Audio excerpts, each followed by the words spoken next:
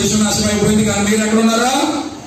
మత్తులో ఉన్నారా? లేకంటే ఎప్పటికైనా లేచి జరగడానికి సంఘటన జరిగిపోయింది. ఎప్పుడైనా మీరు ఉపవాసం ఉండి ప్రార్థన చేస్తే ఏదైతే కోల్పోయారో దాన్ని దేవుడు మీకు ఇస్తాడని చెప్పగానే ఏం చేశారు?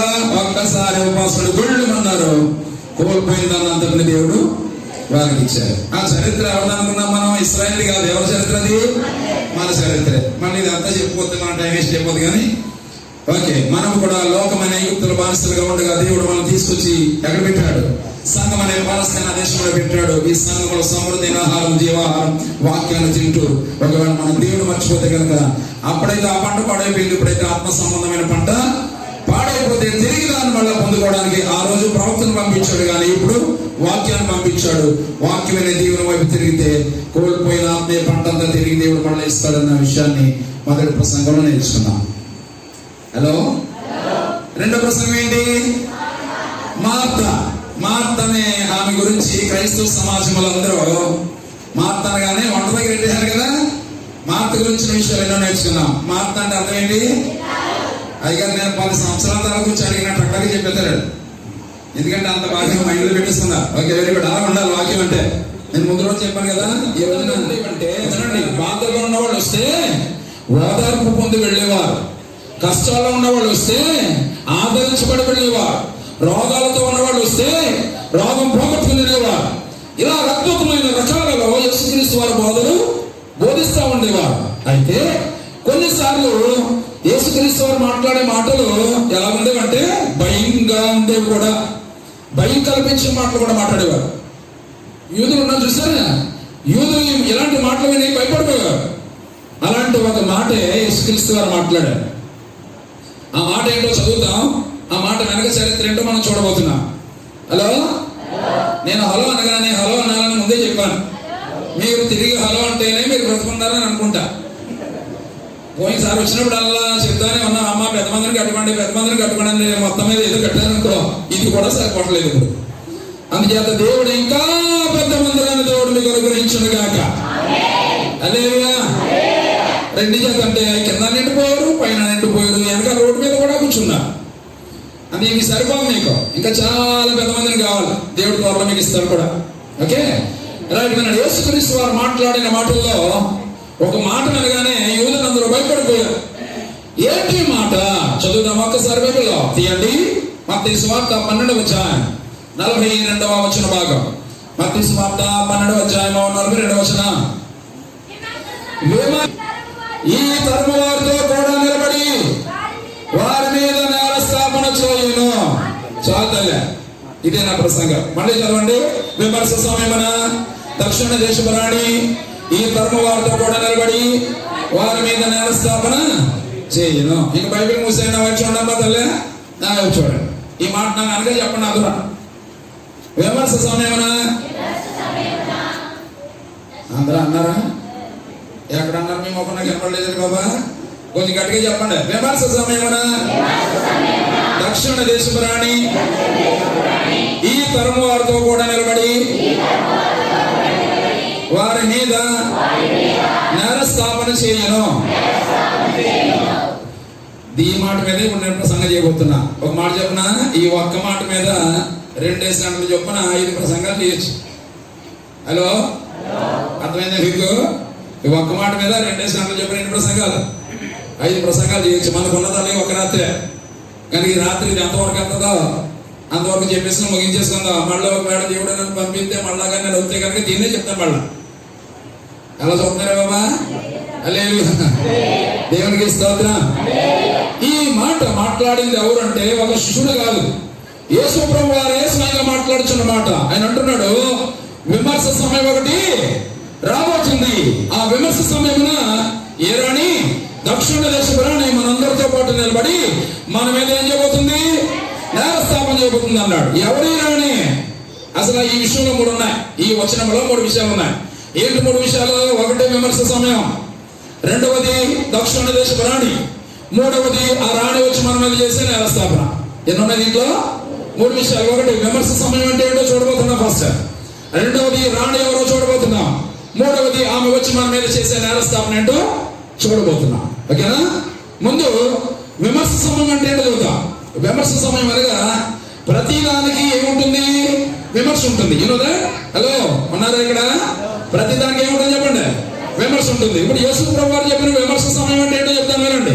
విమర్శ సమయం అనగా యేసయ్య రెండవ రాకడలో ఒక ఘట్టాన్ని యేసుప్రభువు మాట్లాడుతున్నాడు. ఆ ఘట్టం ఏంటో మీకు చూపిస్తాను కళ్ళారా. ఈ రోజున వినండి, యేసుక్రీస్తు వారు మొదటిసారి లోకానికి వచ్చారు. ఎందుకు వచ్చారు? మన కోసం ప్రాణం పెట్టి మనల్ని రక్షించడం కోసం, బలైపోవడం కోసం మొదటిసారి వచ్చారు. బలైపోయారు, సమాధి చేయబడి తిరిగి లేచి పరలోకానికి వెళ్ళిపోతూ ఒక మాట అన్నారామని, I'm going but I will come back. వెళుతున్నాను కానీ మళ్ళా నేను తిరిగి వస్తాను అని చెప్పిన మాట కోసమే ఈనాడు ప్రపంచం అంతా కూడా ఎదురు చూస్తున్నారు. ప్రపంచ క్రైస్తవులందరూ దేని కొరకు ఎదురు చూస్తున్నారు? యేసయ్య రెండో రాకడ కోసం ఎదురు చూస్తున్నారు. ప్రతి క్రైస్తవుడు ఎదురు చూడవలసింది, కలలు కనవలసింది ఎందుకోసం అంటే ఆయన రెండవ రాకడ కోసం. ఆయన రెండవ రాకడ అతి సమీపంగా ఉంది అని చెప్పడానికి ప్రస్తుతం జరుగుతున్న పరిస్థితులు మనకు అర్థమైపోతున్నాయి. అంటే ఆయన రాకడ చాలా సమీపంగా ఉంది. ఇప్పుడు క్రైస్తవ సమాజం, క్రైస్తవ సంఘం దేని కొరకు ఎదురు చూడాలి? యేసయ్య రెండో రాకడ కోసం ఎదురు చూడాలి. ఎంతమంది కలగంటున్నారు సార్? హలో, ఎంతమంది కలగంటున్నారు? యేసయ్య ఈ రోజున వస్తే నీ దగ్గరికి నేను వచ్చేస్తాను, కళ్ళారా నేను చూడబోతున్నాను, పరిస్థితులు చూడబోతున్నాను, దేవతలు చూడబోతున్నాను అని ప్రతి రోజు ఒక్కసారి ఆయన క్రైస్తవుడు ఆ రాకడ కోసం, ఆయన మధ్యాకాశానికి వచ్చే ఆ పరిస్థితి కోసం కలలు కనాలి, ఎదురు చూడాలి. ఎంతమంది కలగంటున్నారండి? ఎప్పుడన్నా ఆలోచన చేశారా? నేను ఎప్పుడు ప్రయాణం చేసినా ఇదే ఉంటుంది నాకు. ఎందుకంటే యేసయ్య రాకడ కోసమే కదా. ప్రవచనాల్లో ఉన్న ప్రవచనాల్లో 85% ప్రవచనాలు నెరవేరిపోయాయి. అంటే ప్రవచనాలు నెరవేరాయంటే ఆయన రాకడ కూడా ఏమవుతుంది? నెరవేరుతుంది కదా. దానికోసం ఏమన్నా చూడాలి. నేను ఎప్పుడు అనుకుంటూ ఉంటాను ఏమనంటే, ఆయన ఈ రోజు కనుక నువ్వు వచ్చేస్తే కనుక మధ్యాకాశానికి ఉన్న పూటని ఇక్కడి నుంచి అక్కడికి వచ్చేసి కళ్ళారా నేను చూడబోతున్నాను ఆయన అని ఎప్పుడు కూడా దానికోసమే కలగంటూ ఉంటాను. మీరు ఎవరన్నా అసలు గుర్తుందా బాబా మీకు? రెండో రాకడ ఉంది, యేసు మధ్యాహ్నానికి వస్తాడు, మధ్యాకాశానికి వస్తాడు, నేను వెళ్తాను అని ఎప్పుడన్నా ఆలోచించుకున్నారా? ఏం ఆలోచిస్తారు? మీ మొక్క మేము ఆలోచిస్తారు చెప్పనా? పొద్దున్నే లెక్కన సీక్రెట్ కట్టి ఎక్కడ మొగలు అయితే డ్రెస్ ఎక్కడ, ఇదే కూడా తప్ప ఈ రోజున యేసయ్య వస్తే మధ్యాకాశానికి వెళ్ళిన యేసయ్య త్వరలో చూడబోదు, కళ్ళారా చూడబోతున్నానని ఎంతమంది కలగంటున్నారు? కలగనాలి. యేసయ్య రెండో రాకడ కోసం చూస్తున్నాం కదా. ఎంతమంది నమ్ముతున్నారు? యేసయ్య రెండోసారి వస్తున్నాడు, నేను ఆయన దగ్గరికి వెళ్ళబోతున్నాను. నేను నమ్మిన వాళ్ళందరూ గట్టిగా దేవుని స్తోత్రం చెప్పండి. సర్వలేసోడు గట్టిగా హల్లెలూయా. ఇప్పుడు యేసయ్య రెండోసారి వస్తే ఏం జరుగుతుంది? హలో, యేసయ్య రెండో రాకడలో డైరెక్ట్ గా భూమి మీదకి రావడం, డైరెక్ట్ గా భూమి మీదకి రావడం. ఎక్కడికి వస్తాడైనా? దేవదూతలను తీసుకుని మధ్యాకాశానికి వస్తాడు. యేసయ్య రెండవ రాకడ రెండు ఘట్టాలుగా ఉంటుంది. యేసయ్య రెండవ రాకడ రెండు ఘట్టాలు. ఏంటి రెండు ఘట్టాలు? డైరెక్ట్ గా భూమి మీదకి రాడైనా ఎక్కడికి వస్తాడు? 1000 కోట్ల దేవదూతలను తీసుకుని మధ్యాకాశానికి వస్తాడు. జాగ్రత్తగా ఉండండి మీరు. మధ్యాకాశానికి రాగానే సింహాసనం వేసి కూర్చుంటాడు. ఎక్కడ? మధ్యాకాశంలో. ఆ సింహాసనంతో పాటు యేసుబాబుతో పాటు అంత ఎవరుంటారు? దేవదూతలు ఉంటారు కదా. ఇప్పుడు ఒక దేవదూత ముందుకు వచ్చి ఒక బోర వదబోతుంది. బోర వదగానే ఏం జరుగుతుంది? ఈ భూమి మీద ఉన్నటువంటి సజీవమైన మన ముందెళ్ళం, మనకంటే ముందు చచ్చిపోయిన ఉన్నారు. ఎక్కడ? ఆదాము దగ్గర నుండి. తమ్ముడు ఏదో సౌండ్ కొంచెం తేడా ఉంది ఈ రోజున కదా, కొంచెం గట్టిగా మాట్లాడవలసి వస్తుంది. ఓకే, అదే గొడవ పెట్టినా చూడండి. యేసు ప్రభు మధ్యాకాశానికి వచ్చి సింహాసనం వేసి కూర్చున్న తర్వాత పూర్వగానే మన ముందు చచ్చిపోయిన వాళ్ళు ఉన్నారు కదా, పరిశుద్ధులైన వారు. ఎక్కడ నుండి? ఆదాము దగ్గర నుండి యేసయ్య రెండోసారి మధ్యాకాశానికి వచ్చే వరకు మన ముందు చనిపోయిన పరిశుద్ధులందరూ సమాధులుగా చూపెట్టుతారు. ఓకే, అమ్మ నా వైపు చెప్తున్నారు. పరిశుద్ధులైన వారందరూ సమాధుల నుంచి ముందు బయటికి వస్తారు. ఆ వచ్చిన తర్వాత వారితో పాటు సజీవంగా ఉన్న మనం చూసారా, మనము వాళ్ళు కలిసి మనం ఎక్కడికి వెళ్ళిపోతామంటే మధ్యాకాశంలో యేసయ్య సింహాసనం ముందుకు వెళ్ళి నిలబడతాం. ఇది ఫస్ట్ జరగబోయే ఘట్టం. ఓకే, ఎవరైనా ఎత్తబడగానే అక్కడ ఏం జరుగుతుంది అన్నది మనకు తెలియాలి. ఎందుకంటే వినండి, చాలా మంది రాకడ కోసం ఎదురు చూస్తూ మన క్రైస్తవ సమాజంలో ఒక డినామినేషన్ ఉన్నారు. ఆ డినామినేషన్ ఏమంటారంటే, మాట్లాడితే నోటి చివరి మాట ఉంటుంది మరణాత. మరణాత అంటే అదేంటి? ప్రభు అయిన యేసు త్వరగా రమ్మో. మాట చివరంటారు, మాట్లాడితే మరణాత మరణాలు చెప్పాడు. మరణాత మరణాత మరణాత అంటే అదేంటి? ప్రభు అయిన యేసు త్వరగా రమ్మో, ప్రభు అయిన యేసు త్వరగా రమ్మో. ఎందుకంటే త్వరగా వస్తే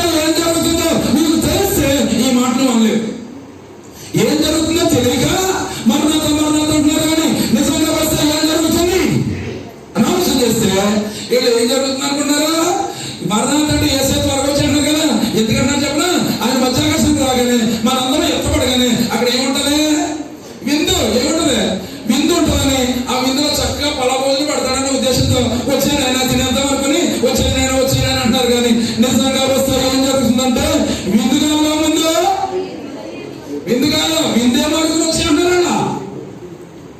విందు కాదు. మీ కళ్ళ కట్టినట్టుగా చూపిస్తా. మనం ఎత్తపడగానే ఫస్ట్ జరిగేది ఏంటో బైబిల్లో చాలా సూపర్ గా, చాలా అద్భుతంగా రాయబడి ఉంది. రాసినోడు కూడా సామాన్యుడు కదండి. క్రొత్త నిబంధన గ్రంథంలో వినండి, చూడండి, వినండి, నా వైపు చూడండి. క్రొత్త నిబంధన గ్రంథంలో మొదటి స్థానం యేసుక్రీస్తు వారిది అయితే, రెండో స్థానం ఎవరిదంటే అపోస్తలుడైన పౌలు గారు.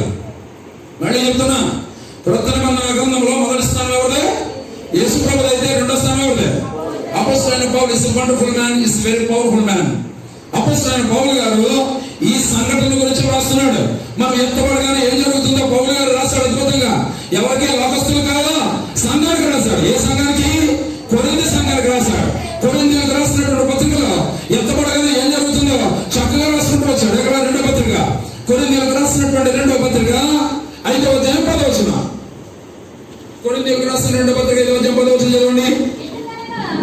ఎందుకనగా తాను జరిగించిన క్రియ చొప్పున, వినండి వినండి, అవి మంచివైన సరే, చెడ్డవైన సరే, దేహం అంటే శరీరం, దేహముతో జరిగించిన వాటి బలము ప్రతి వాడు పొందినట్టు మనందరము, అలా ఆయన కూడా కల్పిస్తున్నాడు. ఆయన కూడా కల్పిస్తుంది చెప్తున్నాడు. మనందరము ఎక్కడ నిలబడాలి? క్రీస్తు న్యాయపీఠము ఎదుట నిలబడవలెను. ప్రత్యక్షము కావాలంటే అర్థంటే నిలబడవలెను. అమ్మా తలల పైకి ఎత్తండి. పౌలు గారు కొరింథీ సంఘంలో చెప్తాడు, సంఘటనలారా, విశ్వాసులారా, వినండి వినండి, మనందరము ఒక రోజున ఎక్కడ నిలబడబోతున్నాం? క్రీస్తు న్యాయపీఠం ముందు నిలబడబోతున్నాం. ఎందుకు? తాను జరిగించిన క్రియల చొప్పున, అవి మంచివి కావచ్చు, చెడ్డవి కావచ్చు, దేహం అనగా శరీరంతో జరిగించిన వాటి ఫలము మనందరము పొందినట్లు ఎక్కడ నిలబడబోతున్నాం? క్రీస్తు న్యాయపీఠం ముందు నిలబడబోతున్నాం. అక్కడ ఏమొస్తాయి బయటికి? మనం జరిగించిన క్రియలు, అవి మంచివి కావచ్చు, చెడ్డవి కావచ్చు, అన్ని బయటకు వచ్చే రోజు. అంటే ఎలాగనండి, మనం జరిగించిన క్రియలు అవి మంచివి కావచ్చు. ఎప్పుడు నుండి చేసే క్రియలు? పుట్టిన దగ్గర నుండి కాదు. కొంచెం క్లారిటీ ఇస్తాను మీకు. పుట్టిన దగ్గర నుండి కాదు, నువ్వు రక్షించబడక ముందు చేసిన ప్రతి పాపము దేవుడు ఏం చేశాడని చెప్పాడు? నా వీపు వెనక పడేసా, దానికి జ్ఞాపకం చేసుకోవాలి. ఏమయ్యి? నువ్వు రక్షించబడక ముందు 100 మటలు చేసి ఉండొచ్చు, నువ్వు భయంకరమైన మనిషి ఉండొచ్చు, ఎంతో పాపం చేసి ఉండొచ్చు. నువ్వు రక్షించబడక ముందు చేయబడిన ప్రతి పాపం ఎక్కడ ఇస్తాడైనా? ఆయన వీపు వెనక పడేసాడట. వాటిని ఆయన జ్ఞాపకము చేస్తాడు. కానీ ఏమి లెక్కలోకి వస్తాయి? రక్షించబడిన దగ్గర నుండి చేసిన ప్రతి క్రియ, అది మంచిది కావచ్చు, చెడ్డది కావచ్చు, ఇవన్నీ బయటకు వచ్చే రోజే. ఏ రోజు? క్రీస్తు న్యాయపీఠం ముందు నిలబడే రోజు. ఈ వచనం ఎలా ఉంది కదా, దీనికి లింక్ మరో చోట ఉంటుంది, అది ఇంకా బాగుంటుంది. అది చదువుతారా? తీయండి. మొదటి పత్రిక, కొరింథీయులకు రాసిన మొదటి పత్రిక 4వ అధ్యాయం 5వ వచనం. కొరింథీయులకు రాసిన మొదటి పత్రిక 4వ అధ్యాయం 5వ వచనం. కాబట్టి సమయము రాకమునుపు అనగా ప్రభువు వచ్చే వరకు ఆగాలి. ఇక్కడ ఆగడా? వినండి, ఏం రాస్తుంది ఇక్కడ? కాబట్టి సమయము రాకమునుపు ఎవరికి తీర్పు తీర్చకండి. అంటే అనగా ఎప్పటి వరకు? ప్రభువు వచ్చే వరకు. అంటే దేని గురించి మాట్లాడుతున్నాడు? రెండవ రాకడ కోసం మాట్లాడుతున్నాడు. ప్రభువు వచ్చే వరకు ఎవరికి మీరు తీర్పు తీర్చకండి. ఆయన వచ్చినప్పుడు తీరుస్తాడు. ఆయన వచ్చినప్పుడు ఏం చేస్తాడు? రాసి చదవండి. అంధకారం అందరి రహస్యములను, అంధకారం అంటే చీకటి, అంధకారం అందరి రహస్యములను ఎక్కడ చేస్తాడు?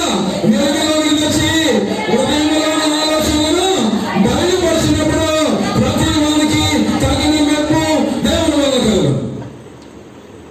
హలో, ఎంతవరకు ఏం జరుగుతుందంటే పెళ్లి విందనుకుంటున్నారు, వాళ్ళు పలాభోజనం ఉందనుకుంటున్నారా? విందు కాదు నాన్న, విందు కంటే ముందు మరొకటి బాబా. అదేంటంటే ఎత్తపడగానే ఎక్కడ నిలబడాలి? క్రీస్తు న్యాయపీఠం ముందు నిలబడతాం. ఎందుకు? మనం జరిగించిన క్రియలు మంచివి కావచ్చు, చెడ్డవి కావచ్చు, శరీరంతో జరిగించినవే కాదు, అంధకారంలో చీకటిలో చేసిన క్రియలు, అంత మాత్రమే హృదయంలోని ఆలోచన కూడా బయటకు చేశాను. ఇక్కడ హృదయంలో ఆలోచన బయటకు రావడం ఏం చేశాను? నీకు మధ్యాహ్నం చెప్పుకున్నా కదా, ఎవరన్నా వచ్చి బాధ చెప్పుకుంటే, అమ్మ అవును బాబా, మీ బాధ మేము కూడా చూడబోతున్నాం, దేవుడిని బాధ పెట్టాడమ్మా నీకు అని ఎదురుకుండా బిడ్డపించి అప్పుడు అలా కలగానే దీనికి అలాగే జరగా. ఎదురుకుండా ఏం చేస్తావు? బిడ్డపించావు. లోపల నీకు ఈ హృదయంలో ఆలోచనలు కూడా బయటకు వచ్చే రోజా లేదా? చాలా మంది అనుకున్నారు, వచ్చాయన ఎందుకు? భోజనం ఉందనుకోండి, భోజనం కాకుందో. భోజనానికంటే ముందు ఏం జరగబోతుంది? ఇది నా మాటలా దేవుని మాటలా?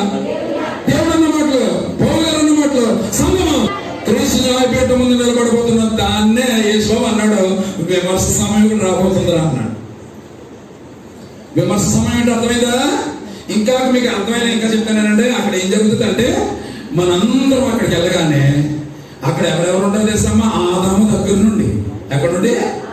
ఆదాము దగ్గర నుండి ఈ భూమి మీద ఉన్న పరిశుద్ధులందరూ అక్కడ చూడొచ్చు. నేను రాసుకున్నాను డైరీలో. అక్కడికి వెళ్ళగానే ఉదయం చెప్పుకున్నా కదా, అబ్రహాం చూడొచ్చు, దావీదు గారిని చూడొచ్చు, సొలొమోను గారిని చూడొచ్చు, అందరినీ చూడొచ్చు. నేను అనుకుంటాను వీళ్ళందరి దగ్గరికి గబగబా వెళ్ళిపోయి అబ్రహాం గారి దగ్గరికి వెళ్ళి, అబ్రహాం గారా నీకోసం ఎంత సహాయం చేసి బాబా భూమిలో ఉన్నప్పుడు నువ్వు ఎలా ఉన్నావు అనుకుంటాను నేను చూసి. మీరు కూడా అనుకోవచ్చు, దావీదు మహారాజు దగ్గరికి వెళ్ళి, దావీదు మహారాజా నీకోసం ఇన్ని ప్రసంగాలు చేశాను ఆయన భూమి మీద ఉన్నప్పుడు నువ్వు ఎలా ఉన్నావు అనుకోవచ్చు. అందరి దగ్గరికి వెళ్ళి మాట్లాడవచ్చు. అయితే నేను బైబిల్ కాలేజీలో చదువుతున్నప్పుడు నా డైరీలో ఒక విషయం రాసుకున్నానమ్మా. ఎంతమంది వచ్చిన వాళ్ళందరూ కూడా పక్కనెట్టి అక్కడికి కానీ అవ్వం వచ్చుంటే అవ్వమని 2 ప్రశ్నలు అడగాలి అని రాసుకున్నాను. ఇప్పటికీ నా డైరీలో ఉంటుంది. ఏంటి 2 ప్రశ్నలు అంటే, మొదటి ప్రశ్న, అవమ్మా నువ్వు అసలు వేరే పుట్టిక వేరు. మనం తల్లి గర్భం నుంచి పుట్టాం, ఆవిడ అలా పుట్టా. అందుకే నువ్వు ఎక్కడి నుంచి పుట్టావు అనగానే గబగబా ఆదాము దగ్గరికి వెళ్ళి ఆదాము యొక్క పక్క భాగం చూపించి, ఇదిగో నేను ఇక్కడ నుండి పుట్టానని చెప్తుందంటే ఎవరా? అవ్వమ్మ. ఎవరు భార్య? ఆదాం భార్య. బైబిల్లో 2 ఆదాములు ఉన్నారు తెలుసా మీకు? ఎవరో మొదటి ఆదాము ఎవరా? మొదటి ఆదాము, కడపడి ఆదాము 2 ఉన్నారు. మొదటి ఆదాము మట్టి నుండి తీయబడిన వాడు, కడపడి ఆదాము మహిమ నుండి వచ్చిన వాడు. వీళ్ళిద్దరు పోలికలు చెప్పినా, మొదటి ఆదాము మట్టి నుండి వచ్చాడు, కడపడి ఆదాము పరలోకం నుండి వచ్చాడు. మొదటి ఆదాము ద్వారా పాపం వచ్చింది, కడపడి ఆదాము ద్వారా పరలోకం వచ్చింది. మొదటి ఆదాము ద్వారా నరకం వచ్చింది, కడపడి ఆదాము ద్వారా పరలోకం సంప్రాప్తమైంది. ఇలా పోల్చుకుంటూ పోతే మొదటి ఆదాము భార్య ఎవరు? అవ్వమ్మ. మరి అవ్వం దగ్గరికి వెళ్ళి నువ్వు ఎక్కడి నుంచి పుట్టావంటే ఏం చెప్తుంది? ఆదాము దగ్గరికి వెళ్ళి ఆదాము పక్క భాగం చూపించి ఎక్కడి నుంచి పుట్టావని చెప్తుంది. మరి కడపడి ఆదాము ఎవరు? యేసయ్య. కడపడి ఆదాము ఎవరు? యేసయ్య. ఓకే, మరి యేసయ్య భార్య ఎవరు? వచనం చెప్పండి. సంఘం. సంఘం దగ్గరికి వెళ్ళి ప్రశ్న అడగండి, సంఘమా నువ్వు ఎక్కడి నుంచి పుట్టావని అడిగితే సంఘం గబగబా యేసయ్య దగ్గరికి వెళ్ళి యేసయ్య పక్కన ఉన్న గాయాన్ని చూపించి, ఇదిగో నేను ఎక్కడి నుండి పుట్టానని చెప్తుందంట సంఘం. సంఘం అనగా క్రీస్తు గాయములోనే రక్తములు చంపబడింది. సరే, అక్కడికి వెళ్ళిన తర్వాత అందరినీ చూడొచ్చు. అప్పుడు అందరు ఒకసారి ఊహించుకోండి, మీరు యేసయ్య సింహాసనంలో కూర్చుని ఉండగా, దేవదూతలందరూ అక్కడ ఉండగా, భూమి మీద నుంచి వెళ్ళిన పరిశుద్ధులందరూ అక్కడ ఉండగా, అప్పుడు తెలుస్తాడు అమ్మాయి ఒక గ్రంథం. ఏ గ్రంథం? జీవ గ్రంథం. భూమి మీద రక్షించబడగానే నీ పేరు ఎక్కడ రాయబడుతుంది? జీవ గ్రంథం. తెలిసి పేరు వెళ్తాడు ఒక్కొక్కనే. పేరు పిలిచి నిలబడగానే, ఇక్కడ వినండి బాబా, అక్కడ పెద్ద స్క్రీన్ ఉంటుందట, కంప్యూటర్ స్క్రీన్. కంప్యూటర్ స్క్రీన్ అంటే ఇప్పుడు భూమి మీద మనుషుడు తయారు చేసిన కంప్యూటర్ ఎంత పవర్ఫుల్ గా ఉంటే, దేవుడు తయారు చేసిన కంప్యూటర్ ఎంత పవర్ఫుల్ కూడా చూడండి. ఆ స్క్రీన్ లో నువ్వు వచ్చి అక్కడ నిలబడగానే నువ్వు రక్షించబడిన దగ్గర నుండి చేయబడిన ప్రతిక్రియ, అది మంచిది కావచ్చు, చెడ్డది కావచ్చు, అన్ని అక్కడ కనబడతాయి స్క్రీన్ లో. అందరి పేర్లు వస్తాయి. ఇక అక్కడ రెవరెండ్గా బిషప్ ఎవరెండ్ ఎవడో లేడా, ప్రతి ఒక్కరు రావాల్సిందే. హైదరాబాద్ సతీష్ కుమార్ దగ్గర నుండి, రాజమండ్రి జాన్ వెస్లీ దగ్గర నుండి, ఈ పండు డేవిడ్ గారి దగ్గర నుంచి అందరి పేర్లు వస్తాయి. పేరు పిలవగానే నిలబడగానే మనం చేసిన బతుకు అంతా బయటకు వస్తుంది. ఆ రోజు నా పేరు వస్తుందమ్మా, నా పేరు రాగానే మీరు అందరూ అక్కడ ఉంటారు కదా, మీరు అనుకుంటారు ఇదిగో పండు డేవిడ్ గారి పేరు వచ్చింది, వీడు బతుకు అక్కడ సొంతం అని మీరు చూస్తూ ఉండగా, ఏనండి ఇక్కడికి వచ్చి ఎంత పొడుగు ప్రసంగం చేసి ఇంటికి వెళ్ళిపోయిన తర్వాత నేను ఇష్టం వచ్చినట్టు బతకాలి అనుకో, ఆ బతుకంతా అక్కడ వస్తుంది. అప్పుడు మీరు అనుకుంటారు, ఒరే దుర్మార్గుడా, మా సంఘానికి వచ్చి ఇంత పొడుగు ప్రసంగం చేశావు, ఇది రాని బతుకో.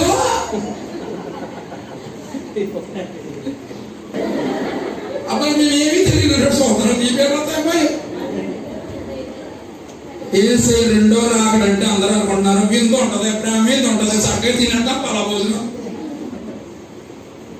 ఈ డినామినేషన్ మరణాన్ని వాళ్ళు అందరూ ఆడబెట్టినట్టు భోజనం ఎవడ పెట్టడు. అర్థమైనా మీకు?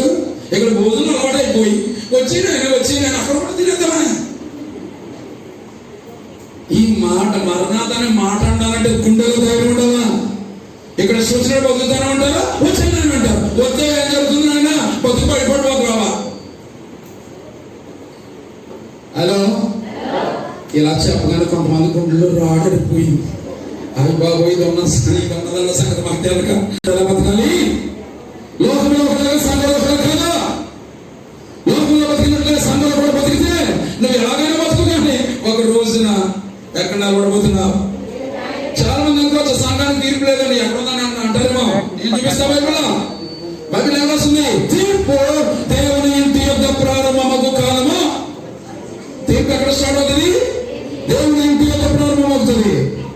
ఇంకో మాట చెప్తాను, మహాజ్ఞాని అయిన సొలొమోను తన గ్రంథంలో ఒక మాట రాస్తాడు. ఏమని? నాయనలారా, మీకు ఈ మనసుకు తోసినట్లుగా బతికేయండి, నీ మనసుకి ఏది ఇష్టమో చేసాయి, కానీ వీటన్నిటిని బట్టి ఒక రోజున నువ్వు ఎక్కడ నిలబడబోతున్నావు? కనుక యేసయ్య రెండో రాకడంటే విందనుకోకుండా సుమా. అక్కడ నిలబడగానే మన పేరు పిలవగానే అప్పుడు యేసయ్య అంటాడు, నాయన నువ్వు రక్షించబడిన దగ్గర నుండి ఎంత మంచిగా బతకావు, ఎంత చెడ్డగా బ్రతకావు, కనుక నువ్వు బ్రతికిన బ్రతుకును బట్టి, అందుకే తగిన మెప్పు దేవుని వల్ల కలిగిన మెప్పు అంటే గిఫ్ట్ అనమాట.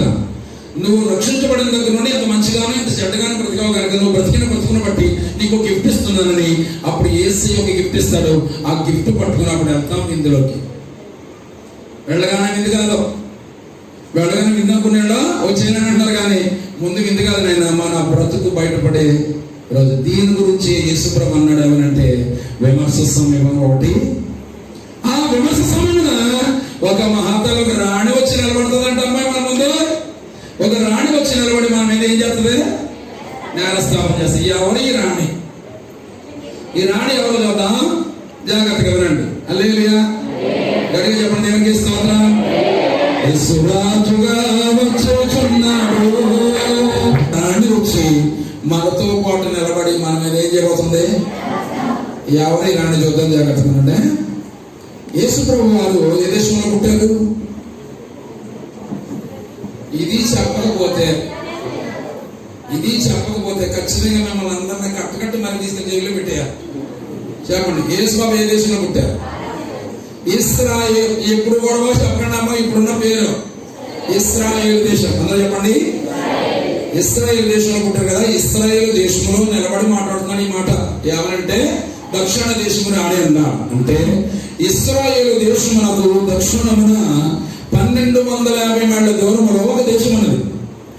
ఆ దేశం కోసమే ఆ రాణి వచ్చి ఆ దేశంలో పరిపాలన చేసి ఆవిడ చచ్చిపోయిన తర్వాత 800 సంవత్సరాలు యేసు వచ్చాడు లోకాన్ని. అంటున్నారు మీరు? ఈ రాణి వచ్చి పరిపాలన చేసి చచ్చిపోయిన తర్వాత ఎన్ని సంవత్సరాలకే? 800 సంవత్సరాలు వేసుకోవచ్చి ఇప్పుడు యేసుప్రభు గారు రాణి గురించి మాట్లాడుతున్నారంటే ఏదో సంథింగ్ ఏదో ఉందన్నమాట. ఓకే, అదేంటో చూడబోతున్నాం ఇప్పుడు. వినండి, ఇశ్రాయేలు దేశమునకు 1250 మైళ్ళ దూరం ఉన్నటువంటి దేశం యొక్క పేరు, ప్రస్తుత పేరు ఏంటంటే యమాన్. యమాన్ అనే country. It's one of the part in Gulf countries. అంటే మీకు ఇంకా ఉంటుంది వైపు చూస్తున్నానండి. ఇప్పుడు దుబాయ్, కువైట్, మస్కాట్ అన్న చూసారా, అలాంటి దేశాల్లో ఒక దేశమే యమాన్. యమన్ అనే కంట్రీ ఉంది కదా, ఇప్పుడైతే దాని పేరు యమాన్, కానీ ఒకప్పుడు దాని పేరు శాపదేశము. చెప్పండి, శాపదేశం. ఇప్పటికి రాణి ఎవరు మీకు అర్థమైపోతుంది కదా. ఇప్పుడు వినండి, ఈ శాపదేశము రాణి కోసమే యేసుక్రీస్తు వారు మాట్లాడుతున్నారు. ఇంతకీ రాణికి యేసుప్రభు వారికి ఏమన్నా సంబంధం ఏమన్నా ఉందా? ఎంత గ్యాప్ మధ్యలో? 800 సంవత్సరాల గ్యాప్ ఉంది. ఆవిడ గురించి ఎందుకు మాట్లాడారు యేసుప్రభు వారు? మాట్లాడడానికి కారణాలు చూద్దాం. అయితే ఈ శాపదేశం రాణి అని ఉంటుంది తప్ప ఆమె పేరు మాత్రం బైబిల్లో ఉండదు. బైబిల్లో చాలా మంది స్త్రీల పేర్లు రాయబడ్డా, పురుషుల పేర్లు. ఇప్పుడు వంశావళి చదవండి, ఏముంటాయి? పురుషుల పేర్లు ఉంటాయి. విశ్వాసం పట్టిక చదవండి, ఎవరు ఉంటాయి? మగవాళ్ళ పేర్లే. చాలా మంది స్త్రీల పేర్లు బైబిల్లో రాయించబడలేదు, కావాలనే రాయలేదు. ఎందుకు రాయలేదు అనేది మళ్ళా పెద్ద స్టోరీ. అది బైబిల్ కాలంలో సేవకులకు చెప్పే విషయాలు మీకు చెప్పనవసరం లేదు. కానీ వినండి, అయితే వినండి, బైబిల్లో చాలా మంది స్త్రీల పేర్లు లేవు. ఉదాహరణకి సురేమీరాలు అని ఉంటది, ఆవిడ పేరుందా? లేదు. శాపదేశపు రాణి అని ఉంది, ఆవిడ పేరుందా? పేరు తెలకపోతే ఎలా ఉంటుందో చెప్పినా. ఇప్పుడు నా పేరు కాదనుకోండి, మీకు ఇంటికి వెళ్ళారు, ఇంటికి వెళ్ళిన పక్కింటి వాళ్ళు అడిగారు, ఎవరంటే రాత్రి వాక్యం చెప్పారని. నా పేరు తెలకపోతే ఏమంటారు మీరు? ఎవరో అమలాపురం అంటారు. అంటే నా పేరు అమలాపురమా? కాదు కదా. అలాగే బైబిల్లో చాలా మంది స్త్రీల పేర్లు లేవు, కానీ చరిత్రలో ఉన్నాయండు. శాపదేశపు రాణి పేరు చెప్తారు. ఎంతమంది తెలుసుకోవాలనుకుంటున్నారా? అయితే చెప్పండి, ఎందుకు? ఎంతమంది తెలుసుకోవాలనుకుంటున్నారా? శాపదేశపు రాణి పేరు ఎంతమంది తెలుసుకోవాలనుకుంటున్నారా? బైబిల్లో ఉండలేక చెప్పనంటారా? ఆమె పేరు మిల్కానా. చెప్పండి అందరూ. మిల్కానా అంటే మిల్క్. మిల్క్ అంటే పాలు ఎలా ఉంటాయి? తెల్లగా ఉంటాయి. ఆవిడ కూడా వెరీ బ్యూటిఫుల్ లేడీ, చాలా అందమైన మహాతల్లి. నేను చూసాను అమ్మాయి, చూసినట్టు ఆవిడ దగ్గరికి వెళ్ళాను అనుకోకుండా. చూడండి, బిబిలికల్ స్టడీ చేస్తున్నప్పుడు చరిత్రలో అందరి ముఖాలు చూడొచ్చు మనం. సరే, ఈ శాపదేశపు రాణి పేరు చెప్పండి, మిల్కానా. మిల్కానా అనబడిన ఈ రాణి కోసం యేసుప్రభు ఎందుకు మాట్లాడారు మనం చూద్దాం. చూడడానికి ముందు మిమ్మల్ని ప్రశ్న అడగాలి. ఏంటి ప్రశ్న అంటే, ఈ శాపదేశపు రాణి యెరూషలేముకు వచ్చింది. వచ్చిందా లేదా? వచ్చింది కదా. ప్రశ్న ఏంటంటే ఎందుకు వచ్చింది?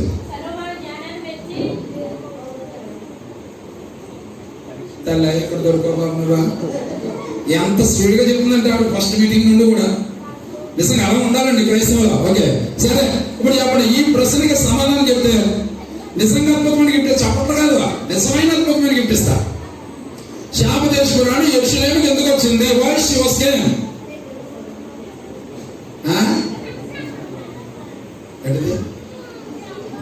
సొలొమోను జ్ఞానం గురించి అని ఒకరు అన్నారు. Don't waste my time. 3 అంకెలు లెక్కెట్టినప్పుడు చెప్పారు. 1 2 3. మీరు చెప్పలేరు కదా. ఇప్పటికైనా ఛాన్స్ ఉందా? నేను చెప్పానంటే ఇంక గిఫ్ట్ ఉండదు మీకు.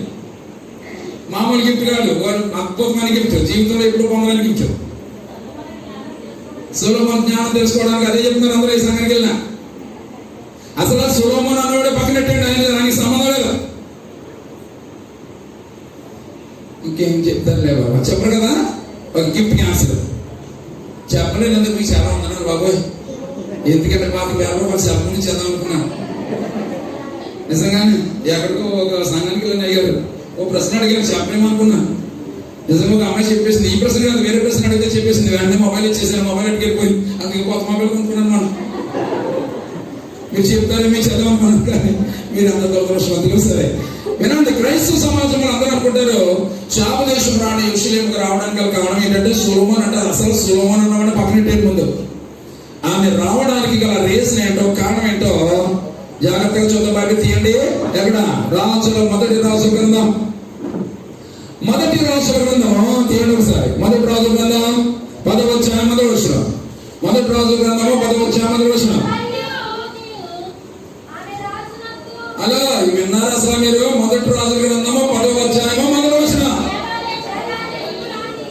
ఇదిగా మీరు ఎవరో ఒకరు చదవండి బాబా, పంట మొదలెడుతున్నారు. నాకేమో కన్ఫ్యూజ్ అయిపోయింది, నాకేం అర్థం కావట్లేదు. మీరు ఎవరో చదవకుండా లిలియా చదువుతారు. ఒక చదవము కదా. శాపదేశపు రాణి వినండి, యెహోవా నామమును గూర్చి సొలొమోనుకు కలిగిన కీర్తిని గూర్చి విని గోడాప్తములుగా 100% శోధించవలని వచ్చింది. చదవండి వినండి. ఆపండి, ఇక్కడ నా వైపు చూడండి. ఏం రాస్తుంది? శాపదేశపు రాణి యెహోవా నామమును గూర్చి విని. ఎవరి గురించి అన్నముందా చెప్పండి? ఎవరి గురించి? యెహోవా నామమును గూర్చి ఉన్నది ఏమన్నది అని చెప్తున్నారు. ముందు ఇది కావాలి క్లారిటీ మనకి. సొలొమోను సంగతి పక్కనట్టాను. శాపదేశపు రాణి ముందు ఎవరి గురించి ఉన్నది? యెహోవా నామమును గురించి ఉన్నది. ఏమన్నది? ఏం చెప్పుకున్నారు? నేను చెప్తా. యెహోవా నామమును గురించినటువంటి సమాచారం ఆ కాలంలో ఏ దేశంలో చూసినా, ఏ పట్టణంలో చూసినా, ఎక్కడ చూసినా ఏం చెప్పుకున్నారంటే, ఆహా what a wonderful God in this world. ఎంత అద్భుతమైన దేవుడు. ఈ దేవుని యొక్క ప్రజలైన ఇశ్రాయేలు జనాంగానికి, తన ప్రజలకి సముద్రం పట్టొచ్చిందని చీల్చిపడేశాడట, 6 నెలలు నడిపించేశాడట. అంత మాత్రమే కాదు, అరణ్యంలో భోజనం బాధపడుతుంటే, అన్నం లేదని భోజనం బాధపడుతుంటే ఆకాశం నుండి మన్నా కురిపించాడట. నీళ్ళు లేదని బాధపడుతుంటే మండల నుండి నీళ్లు రప్పించాడట.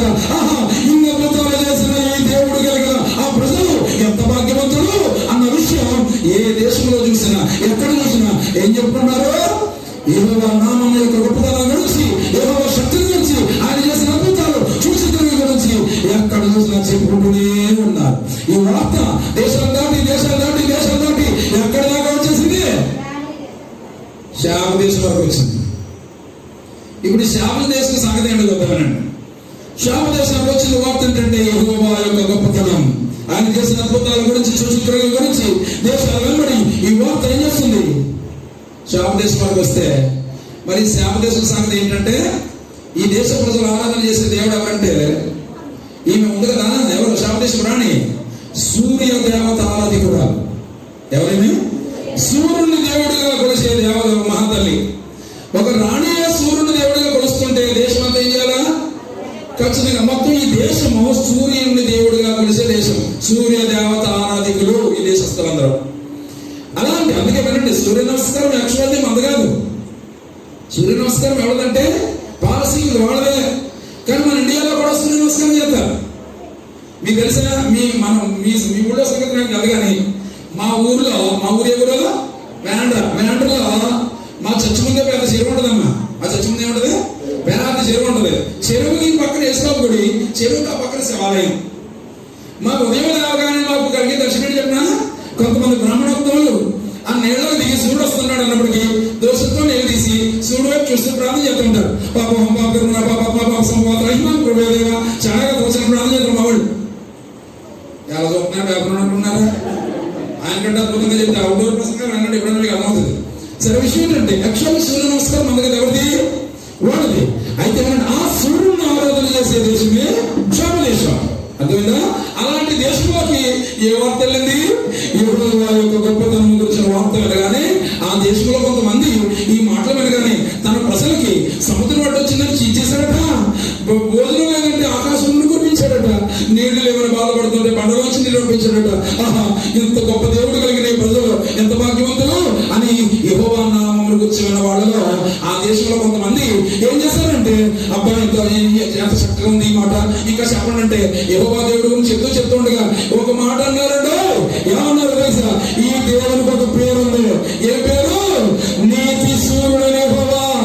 ఎప్పుడైతే ఈ మాట విన్నారో నీతి సూర్యుడనే యెహోవా కానీ వీళ్ళందరూ అనుకున్నారు, అరే మనం ఆరాధిస్తున్న ఈ సూర్యుడనే దేవుడు ఎప్పుడు ఎలాంటి కార్యాలు చేయలేదే, ఈ దేవుడిని అద్భుతం చేశారు. అంత మాత్రమే కాదు, ఈ దేవునికి ఏం పేరు ఉంది? సూర్యుడనే పేరు ఉందంటే అయితే మనం ఆరాధించవలసిన నిజమైన దేవుడు ఎవరంటే ఈ కళ్ళకు కనిపించే సూర్యుడు కాదు, ఈ అద్భుతాలు చేసిన ఈ దేవుడిని మనం ఆరాధించాలని ఆ దేశంలో కొంతమంది ప్రజలు ఈ కళ్ళకు కనిపించే సూర్యుడు పక్కనట్టి ఎక్కడికి జంప్ అయిపోయారు? అయ్య బాబోయ్, ఏమంటున్నారు మీరు? ఏమైపోయారు? నీతి సూర్యుని యెహోవాను ఆరాధించడం అందరూ కాదు, కొంతమంది ప్రజలు. ఏ దేశంలో? క్షేమ దేశంలో. ఇప్పుడు ఏం చేశారంటే ప్రతిరోజు చేసి సూర్య నమస్కారం పక్కన పెట్టేసి యెహోవా నిజమైన దేవుడని యెహోవా దేవుని ఆరాధించడం మొదలు పెట్టారు కొంతమంది ప్రజలు. ఆ వార్త ఒకరి నుంచి ఒకరికి ఎక్కడికి వెళ్ళిపోయింది? రాణమ్మ గారి దగ్గరికి వచ్చింది. ఏ రాణి? శ్రావణేశ్వర రాణి దగ్గరికి రాని మంత్రి గారు చెప్పారంటమ్మా, మన దేశంలో యెహోవా అనే దేవుణ్ణి ఆరాధన చేసే ప్రజలు కొంతమంది బయలుదేరారమ్మా మన దేశంలో అనగానే ఈ రాణి అంతట ఎవరు యెహోవా అనగానే ఇప్పుడు చెప్పారు, అమ్మో ఈ మామగాడు కదా అమ్మాయి దేవుడు తన ప్రజలకి సముద్రం అడ్డు వచ్చిందని సముద్రాన్ని రక్షించేశాడట, భోజనం లేదని బాధపడుతుంటే ఆకాశం నుండి మన్నా కురిపించాడట, నీళ్లు లేవని బాధపడుతుంటే పంటల నుండి నీళ్లు రప్పించాడంటే చెప్పగానే ఈ రాణికి ఏం కలిగిందంటే బైబిల్లో మాట చెప్తాం, మార్తవ ప్రసంగానికి ఇది కనెక్ట్ అవుతుంది. వినటం వల్ల కలుగుతుంది, విశ్వాసం కలుగుతుంది. అనగానే ఈమె అనుకున్నది అద్భుతాలు ఇలాంటి కార్యాలు చేసిన దేవుడు ఈ భూమి మీద ఉన్నాడా? ఎవరు దేవుడు? ఇంకా చెప్పండి అనగానే ఆయన గురించి ఇంకా చెప్పడం మొదలు పెట్టారు. చెప్పగా ఈమె గుండెల్లో ఏం కలిగిందంటే మనకు అర్థమయ్యే భాషలో చెప్పంటారా? యెహోవా దేవుడితో ప్రేమలో పడింది మహాతల్లి. ప్రేమలో పడింది అందుకని ఎక్కడికో పోతారు మన వాళ్ళు. ప్రేమలో పడడం అంటే అర్థమేంటి? ఇన్ని అద్భుతాలు చేసిన దేవుడు భూమి ఉన్నాడా? ఇలాంటి దేవుడిని పూజించకుండా ఎలా ఉండగలం? ఇలాంటి దేవుడిని ఆరాధించకుండా ఎలా ఉండగలం? ఎవరు దేవుడు చెప్పండి అంటే ఈయన గురించి ఎలా చెప్తుంటే అప్పుడు ఈమె అన్నది ఇంకో మాట కూడా చెప్పారు, అమ్మా ఈ దేవునికి ఇంకో పేరు ఉందమ్మా మనం ఆరాధన చేసే ఏ బాబా మనం ఆరాధన చేసే సూర్యుడు ఉన్నాడు కదా, అదే పేరు కలిగిన వాడు ఈయన కూడా. ఈయనకి ఏం పేరు ఉందంటే నీతి చేసిన దేవుడు భూమి మీద ఉన్నాడా అని చెప్పుకున్న వాడు ఇంకో మాట చెప్పారమ్మా ఈ దేవుడికి ఇంకో పేరు ఉందమ్మా మనం ఆరాధన చేసే సూర్యుడిని ఆరాధిస్తున్నాం కదా, ఈయనకి కూడా ఏం పేరు ఉందంటే నీ సూర్యుడు అనగానే ఈవిడ వెంటనే అన్నది, అరే నాలుగు నుంచి ఆరాధిస్తున్నాం ఈ దేవుడు ఎలాంటి కార్యాలు ఇప్పుడు మనకి చూడండి ఇన్ని అద్భుతాలు చేసిన ఈయనకి సూర్యుడు అని పేరు ఉందంటే ఇప్పుడు నిజంగా ఎవరినంటే ఈయన కదరా మనం ఈ దేవుడిని ఆరాధించాలని మొత్తం రాణి ఒక శాసనం తయారు చేసింది. ఏంటంటే ఎంత అద్భుతం చేసినటువంటి మహాదేవుని ఆరాధించకుండా మనం ఎలాగా ఉండగలం? ఇప్పుడు దేవుడు ఎక్కడ ఉన్నాడు తెలుసుకోండి. ఈ దేవుడు ఏ దేశానికి సంబంధించినోడా అని అడగని అందరూ చెప్పారు, మా ఇశ్రాయేలు యొక్క దేవుడు మన దేశానికి 1250 మైళ్ళ దూరంలో దేశము ఉన్నది అనగా దేవుడు అందే. అయితే ఆ దేశంలో ఖచ్చితంగా ఈ దేవుడికి ఏముంటది? గుడి ఉంటుంది. ఏముంటది? ఆరాధించే స్థలం ఉంటుంది. కనుక మనం ఏం చేద్దామంటే ఇప్పుడు ఆ దేశం వెళ్దాం, ఆ దేవుడిని ఆరాధించేద్దాం అని చెప్పి వినండి. ఇవి కదా ఇప్పుడు మనం ఎక్కడికి యెరూషలేము వెళ్ళి ఆ దేవుడిని ఆరాధించి పూజించేద్దామని చెప్పి ఆ దేశం వెళదామని ప్రయాణం కట్టింది. హలో, శాప దేశం అన్నాడు. యెరూషలేముకి రావడానికి గల కారణం ఏంటి బాబా? ఇక్కడ ఎక్కడన్నా సొలొమోను కనపడ్డాడా మనకి? మనం మాట్లాడుతూ అందరూ ఎవరి మీద చెప్తున్నారంటే సొలొమోను అంటారు. సొలొమోను తర్వాత వస్తాడు, ఇప్పుడు చెప్తామనండి. ఇప్పుడు మేము ఎక్కడ ప్రయాణం కట్టింది? యెరూషలేము ప్రయాణం కట్టింది. ఎంత దూరం? 1250 మైళ్ళ దూరం. ఇప్పుడు ఒక రాణి కానీ రాజు కానీ వేరే దేశానికి వెళ్ళాలంటే ఖచ్చితంగా ఆ దేశానికి రాజు ఎవరో తెలుసుకోవాలి. రూల్ అంతేనా? తెలుసుకోవాలంటే ఇప్పుడు ఇక్కడ అందరూ ఏమనంటే సరే ఎక్కడికి యెరూషలేము అమ్మో ఆ రాజు మామూలు కాదు, అమ్మో మహాజ్ఞాని, ప్రపంచ చరిత్రమైనంత జ్ఞానవంతుడు ఎవడు లేడు, మహా అందగాడు. చుట్టుపక్కల దేశాల రాజులందరూ వచ్చి ఆయన దగ్గర కూర్చొని ఆయన మాట్లాడుతూ ఉంటారు. అంత మహాజ్ఞాని ఈయన గురించి గొప్పగా చెప్పగానే ఈవిడికి ఏం కలిగింది? చూడాలనిపించలేదు. ఇప్పుడు ఒక రాజు గురించి వేరే రాజు దగ్గర పొగిడితే ఉంటుంది బాబా, ఏం కలుగుతుంది? అసూయ. ఒకరి గురించి వేరే ఒకరి దగ్గర పొగిడితే ఎలా ఉంటుంది? స్పీకర్లే ఉన్నాడు అనుకోండి, ఒక స్పీకర్ గురించి ఇంకో స్పీకర్ దగ్గర గొప్పగా చెప్పమనుకో, వాడికి మనసులో ఎలా ఉంటుంది అంటే అర్థమైందా మీకు? అలాగే ఒక రాజు గురించి ఎప్పుడైతే పొగిడితే చెప్తున్నారు, ఈవిడికి ఏం కలిగిందంటే ఈవిడ ఏమందో తెలుసా? ఆహా అంత గొప్పడా, నేను వస్తాను కదా చూస్తాను కదా అని ఏమనుకుందో చెప్పనా? ఇలా ఇంత గొప్పగా చెప్తానంటే ఖచ్చితంగా నేను చేయాలా? మన భాషలో చెప్తాను, ఈ రాజుని ఎలాగైనా సరే డింకి కొట్టించాలి, డింకి కొట్టించాలని చెప్పి ఇప్పుడు వచ్చి ఈవిడే కదా డింకి కొట్టి వెళ్ళిపోయినాడు.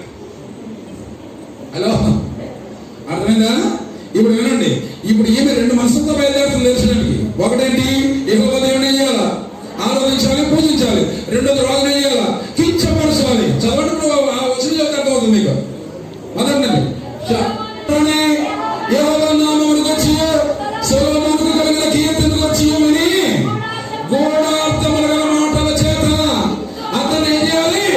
శోధించాలని బయలుదేరి. దేవునికి మహిమ కలుగునుగా. హల్లెలూయా. అమ్మా అర్థమవుతుందా? శాప దేశపు రాణి యెరూషలేముకి రావడానికి గల కారణం, మొదటి కారణం ఏంటంటే యెహోవా దేవుని ఏం చేయాలి? ఆరాధించాలి, పూజించాలి. రెండోది రాజుని ఏం చేయాలా? శోధించాలి, కించపరచాలని బయలుదేరి. ఓకే, ఊరు వెళ్ళాలంటే అంత దూరం బాబా, ప్రతిదీ మీరు లెక్క గుర్తెట్టుకోవాలి. చెప్పండి, వెళ్ళాలంటే ఎంత దూరం? 1200. యేసు శిష్యులు ఎంతమంది? ఇశ్రాయేలు గోత్రాలు ఎన్ని? పర్లపట్నం కుమ్మాలన్నీ? 5 రొట్టెలు 2 చేపలు తిన్నతో కంప్లీట్ అయ్యారు. మీకు దండం తెల్లదు, మీకు మీరు సపోర్ట్ కొట్టేసుకున్నట్టుగా సూపర్ పోతున్నారు. చాలా మందికి డాక్టర్ లేకపోతే మా బైబిల్ ఎక్కడ రావట్లేదు. మీ బాగా గుర్తుపెట్టుకున్నారు. రైట్ వినండి, ఎంత దూరం వెళ్ళాలి? 1250 మైళ్ళ దూరం అంటే మామూలు విషయం ఉంటుందా? ఇప్పుడు వెళ్ళడానికి ప్రయాణం కట్టింది. మనం ఉంటాము ఈ అంజురాలు. ఎవరా? ఒక అన్య దేవత ఆరాధన చేసి అంజురాలు యెహోవా దేవుని ఆరాధించడానికి ఎంత దూరం కట్టింది ప్రయాణం? మనోళ్ళు ఉంటారమ్మా 5 మంది కొంతమంది 1 కిలోమీటర్ దూరం నడవడానికి ఎన్ని పాటలు వెళ్ళిపోతారు? ఎలా చూస్తున్నాను నీకు సీరియస్ గా?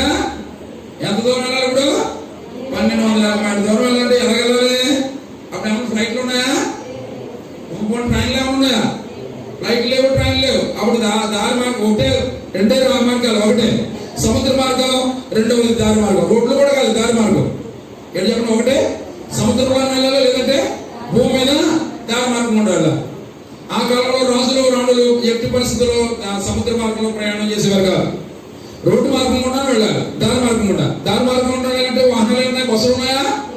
ఏమి లేవు. ఆ కాలంలో వాహనాలు అంటూ ఏమైనా ఉన్నాయంటే అద్భుతమైన వాహనం ఒంటె. ఏడు చెప్పండి? ఒంటె. ఒంటె గురించి చెప్తానంటే ఎందుకంటే సమానం. ఎలాగండి? ఆ కాలంలో ఒక ఒంటె ఈ కాలంలో ఎంత సమానం? తమ్ముడు బెంచ్ ఖరీదు ఎంత ఉంటుంది? సుమారు 1 కోటి రూపాయలు ఉంటుంది కదా, 1 కోటి రూపాయల పైన ఉంటుంది.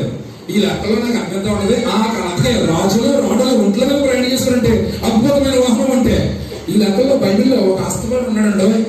ఆస్తిపడు అంటే మామూలు ఆస్తిపడు కాదు. ప్రపంచ చరిత్రలో నాకు తెలిసి ఇంత ఆస్తిపడు ఎవరు లేడు భూమి మీద. ఎవరంటే ఆయన గుర్తు రాగానే మనకు 2 విషయాలు ఆయనలోకి వచ్చేయాలి. ఒకటి ఆయన ఆస్తి, రెండవది ఆయన భక్తి. Very good. భక్తి. ఆయన భక్తి చేస్తున్నాడు ఎవడో లేడు. 10 మంది పిల్లలకి 10 మంది పిల్లలు పాపము చేస్తారని కాదు, పాపం చేశారని కాదు, పాపము చెయ్యకముందే చేస్తారేమో అని చెయ్యబోయే పాపం కోసమే ప్రతిరోజు తెల్లవారుజామున లేచి ఏం చేసేవాడు? బలులు అర్పించేవాడు. వాడు wonderful man in this world. ఎంత అద్భుతంగా ఎత్తి చూడండి. ఇది భక్తి. ఇక ఆస్తి గురించి చెప్పాలంటే ఆయన ఆస్తి అంతా చెప్తారు, వస్తే అమ్మాయి అంత ఆస్తి కలిగినాడు. ఆయన ఆస్తిలో ఒక భాగం ఏంటంటే ఒంట్లో ఉన్నాయంట. ఎన్ని ఒంట్లు ఉన్నాయి తెలుసా మీకు? 6,000 ఒంటెలు ఉన్నాయి. ఎన్ని ఒంట్లు? 6,000 ఒంట్లు అంటే ఇప్పుడు ఎన్ని బెంచుకాలు ఉన్నాయి చెప్పరా బాబా? 6,000 బెంచుకాలు ఉన్నాయంటే మన తీరుగా అమ్మాయి కూడా ఏమన్నా పనిచేస్తాడని ముందు అంత ఆశవాడు. ఓకే, ఇప్పుడు ఆ కాలంలో ఒంట్ల మీద ప్రయాణము చేసేవారు. అయితే ఒంటె యొక్క లక్షణం ఏంటంటే ఒంటె రోజుకి 25 మైళ్ళు మాత్రమే నడుస్తుంది. ఎలాగా? రోజుకి 25 మైళ్ళే నడుస్తుంది, ఎందుకంటే కొనడు. ఈ లెక్కన రోజుకి 25 మైళ్ళు చొప్పున 1250 మైళ్ళ దూరం వెళ్ళాలంటే ఎన్ని రోజులు పడుతుంది? డాక్టర్ అక్కడ కూడా ఉన్నారు బాబా, లెక్కలు బాగా ఎత్తగా చెప్పండి. రోజుకి 25 మైళ్ళు చొప్పున 1250 మైళ్ళ దూరం వెళ్ళాలంటే ఎన్ని రోజులు? ఇప్పుడు క్యాలిక్యులేటర్ కావాలి మనకి. 50 రోజులు. ఎన్ని రోజులు అంటే వెళ్ళడం 50 రోజులు, రావడం 50 రోజులు. ఎన్ని రోజులు షేర్ చేయాలి? 100 రోజులు. వెళ్ళిన తర్వాత ఎండ వచ్చేస్తుందా? కనీసం ఒక 6 రోజులు ఉండాలి. అంటే 100 రోజులు సేవ చేయాలి. ఈ దేవుని ఆరాధించడానికి 100 రోజుల పాటు ఒక రాణి, వినండి ఇది ఎంత ప్రమాదం తెలుసా మీకు? ఒక దేశపు రాణి కానీ రాజు కానీ దేశాన్ని వదిలిపెట్టి 100 రోజుల పాటు ఎక్కడికో వెళ్ళిపోయిన సంగతి శత్రు రోజులు తెలిసి ఏం చేస్తారు దేశాన్ని? అదే అయినా కూడా తెగించి ఈ దేవుడి గురించి చెప్తా చూడని ఎన్ని మాట్లాడినటువంటి ఈమె తెగించి బయలుదేరింది. ఎక్కడికి? ఎక్కడికి అమ్మా? Very good. ఒక మాట చెప్పనా? ఈవిడ గురించి 7 పాయింట్లు చెప్పాలి. ఎన్ని? నేను ఇంకా ఒక పాయింట్ కూడా మొదలెట్టలేదు బాబా. అంటే అర్థం ఏంటంటే నా ప్రసంగం ఇంకా నేను స్టార్ట్ చేయలేదు. ఎలా చూస్తున్నారా? కొన్ని మొక్కలు ఎలా ఉన్నాయంటే 1250 మైళ్ళ దూరం బయలుదేరింది. ఎందుకు? యెహోవా దేవుని ఆరాధించాలి, పూజించాలనే ఉద్దేశంతో బయలుదేరింది. బయలుదేరిన ఈమె ఎలా బయలుదేరింది? ఒంట్ల మీద బయలుదేరింది. వెళ్ళినటువంటి ఈమె ఒక్క ఆమె వెళ్ళిందా, ఇంకా ఎవరినైనా తీసుకెళ్ళిందా? సింపుల్ గా చెప్పేశారు. అమ్మాయి ఎలా బయలుదేరిందంటే ఏమన్నా 10 మంది లేదా 100 మంది సైనికులు తీసుకుని బయలుదేరిందా? 100 మంది సైనికులు కాదు, 10 మంది సైనికులు కాదు. అక్కడ రాసి ఉంటుంది, చదవండి. మనం అనుకుంటాం ఏంటంటే ఒక 100 మంది సైనికులేమో కూడా వెళ్ళారేమో అనుకుంటాం. కాదు. గొప్ప పరివారం అనే మాట బిబిలికల్ డిక్షనరీ చదువుతూ ఉంటుంది. పరివారం అనగా ప్రభుత్వాధికారులు, సైన్యాధిపతులు. ప్రభుత్వాధికారులు అంటే ఎవరా? కలెక్టర్ దగ్గర నుండి ఎంఆర్ఓ వరకు మొత్తం అందరూ కలెక్టర్ ఏమండి ప్రభుత్వాధికారులు, సైన్యాధిపతులు వీళ్ళందరినీ తీసుకుని బయలుదేరితే వినండి ఈమె వెనక 3 మైళ్ళ దూరం సాగారండి బాబా. ఏంటది? ఈమె వెనక ఎంత దూరం? అందుకే గొప్ప పరివారంతో బయలుదేరింది. ఎక్కడికి? యెరూషలేముకి. ఎందుకు? దేవుని చేయాలి, ఆరాధించాలి, పూజించాలన్న ఉద్దేశంతో బయలుదేరింది. ఇప్పుడు విందాం, మన దగ్గరికి వద్దామా సార్. ఈమె ఒక అంజురాలు ఉండి, అన్య దేవత ఆరాధికురాలు ఉండి, యెహోవా నామాన్ని గురించి విని, ఆయన గొప్పతనం గురించి విని, ఆయన ఆరాధించడానికి, పూజించడానికి ఎంతమందితో చెప్పాలి? ఎంతమందితో? గొప్ప పరివారంతో బయలుదేరింది కదా. ఇప్పుడు వినండి, క్రీస్తు రక్తంలో కొనబడి సంఘంలో చేర్చబడిన దేవుని పిల్లలారా, నువ్వు రక్షించబడి ఎన్ని సంవత్సరాలైనా నాకు తెలియదు కానీ నువ్వు రక్షించబడిన తర్వాత నీ ద్వారా ఒక్క ఆత్మైన దేవుని సన్నిధికి వచ్చిందా అన్నది నీ ముందులో క్వశ్చన్ మార్క్. ఒక అంజురాలే దేవుని ఆరాధించడానికి వెళ్ళినప్పుడు ఎంతమంది తీసుకెళ్ళినప్పుడు రక్షించబడి ఎన్ని సంవత్సరాలు అయిపోయింది? ఎంతమంది వచ్చారు నీ ద్వారా? దేవుడు సంఘం మీద పెట్టిన బాధ్యత ఏంటో తెలుసా? వినండి, నీవు రక్షించబడిన తర్వాత కొన్ని ఆత్మలైన నీ ద్వారా సంఘంలోకి రావాలి. అది దేవుడు చిన్న శాసనం. ఎలాగనగానే మీరు అనుకోవచ్చు, ఇదేంటండి మాకు సంబంధం ఉందా? పాస్కర్ కదా చేయవలసింది, అదే మాతో మాట్లాడుతున్నారంటే మీరు అన్నట్టు పెట్టారు కదా ఒకళ్ళు. అసలు పాస్కర్కి సంబంధమే లేదు. ఇది అనేకులను దేవుని సన్నిధికి నడిపించే బాధ్యత దేవుడు ఎవరి మీద పెట్టారంటే సంఘం మీద. చూపిస్తా బైబిల్లో మీకు. పాస్కర్కి సంబంధం లేదు. పాస్కర్ అంటే ఎవరా? పాస్టర్ అనే మాట అర్థం ఏంటి చెప్తానండి. పాస్టర్ అనే మాటని తెలుగులోకి తర్జుమా చేసుకుంటే కాపరి. చెప్పండి అందరూ. కాపరి అనగా ఏం చేయాలి? యేసయ్య అన్నాడు పేతురుతో, నా గొర్రెలను కాయము, నా గొర్రెలను మేపుము. కాపరు పని ఏంటంటే గొర్రెలను కాయాలి, మేపాలి. మనందరూ ఎవరు? గొర్రెలు. ఎవరు కొన్నారు మనల్ని? క్రీస్తు తన ప్రాణం ఇచ్చి, రక్తం ఇచ్చి గొర్రెలను కొని ఆయన ఏం చేశాడంటే, ఆయన ప్రధాన బైబిల్ ఉంటుంది, యేసయ్య ప్రధాన కాపరి అని ఉంటుంది. ప్రధాన కాపరైన యేసయ్య మనల్ని ఏం చేయాలి చెప్పండి? ప్రాణం ఇచ్చి, రక్తం ఇచ్చి కొని, నాయన నా కుమార్ కుమారుడా అని నా కాపరి, ఇదిగో నేను వచ్చే వరకు ఒక గొర్రెలు జాగ్రత్తగా కాయరా నాయన అని చెప్పి ఎవరికి అప్పగించాడు? ఎవరా కాపరి? పాస్కర్కి అప్పగించాడు. ఇప్పుడు పాస్కర్ ఏం చేయాలి? గొర్రెలను కాయాలి, మేపాలి. కాయడం అంటే ఏంటి? మేపడం అంటే ఏంటి? పుట్టాలుగా కడుపు నిండా భోజనం పెట్టాలి. ఏ భోజనం? పలా భోజనం పెట్టుకోవడం వల్ల ఏ భోజనం? జీవాహారం అనే ఆహారాన్ని ఏం చేయాలి? కాపరి పెట్టాలి. కాయడం అంటే ఏంటి? మరి మేపడం అంటే పెట్టడం, భోజనం పెట్టడం. కాయడం అంటే ఎక్కడ ఏ ప్రాబ్లంలు ఉన్నారో, ఏ జ్వరాలు వచ్చాయో, ఏ జబ్బులు వచ్చాయో, ఏ సమస్యలతో ఉన్నారో అని వచ్చి ఏం చేయాలి? కాబట్టి జాగ్రత్తగా చూసుకోవాలి. ఇది కాయడము, మేపడం అంటే రెండు. ఇప్పుడు పాస్కర్ మీకు 10 ఆదివారం భోజనం పెడతారా? పల భోజనం. ఏ భోజనం? జీవాహారం పెడతారా లేదా? అలా చూస్తున్నారమ్మా, పెడతారా? ఏమండి ప్రతి శుక్రవారం పెడతారా? ప్రతి కుట్రలు పెడతారా? మళ్ళీ ప్రత్యేకమైన పల భోజనం ఉండాలని ఇలాంటి మీటింగ్లు పెట్టి నాలాటోని కూడా తీసుకెళ్ళి పెడతారా? మాట్లాడలే బాబా అంటే ఆయన ఏం చేయాలో చేస్తున్నాడు లేదా? చేస్తున్నాడు. రెండోది ఏంటి?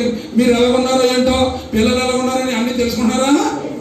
ప్రాబ్లం వచ్చి హాస్పిటల్ నుండి వచ్చి ప్రార్థన చేస్తున్నారా? అంటే కాస్తున్నాడు, మేపుతున్నాడు. అంటే ఆయన పని ఆయన చేస్తున్నాడు.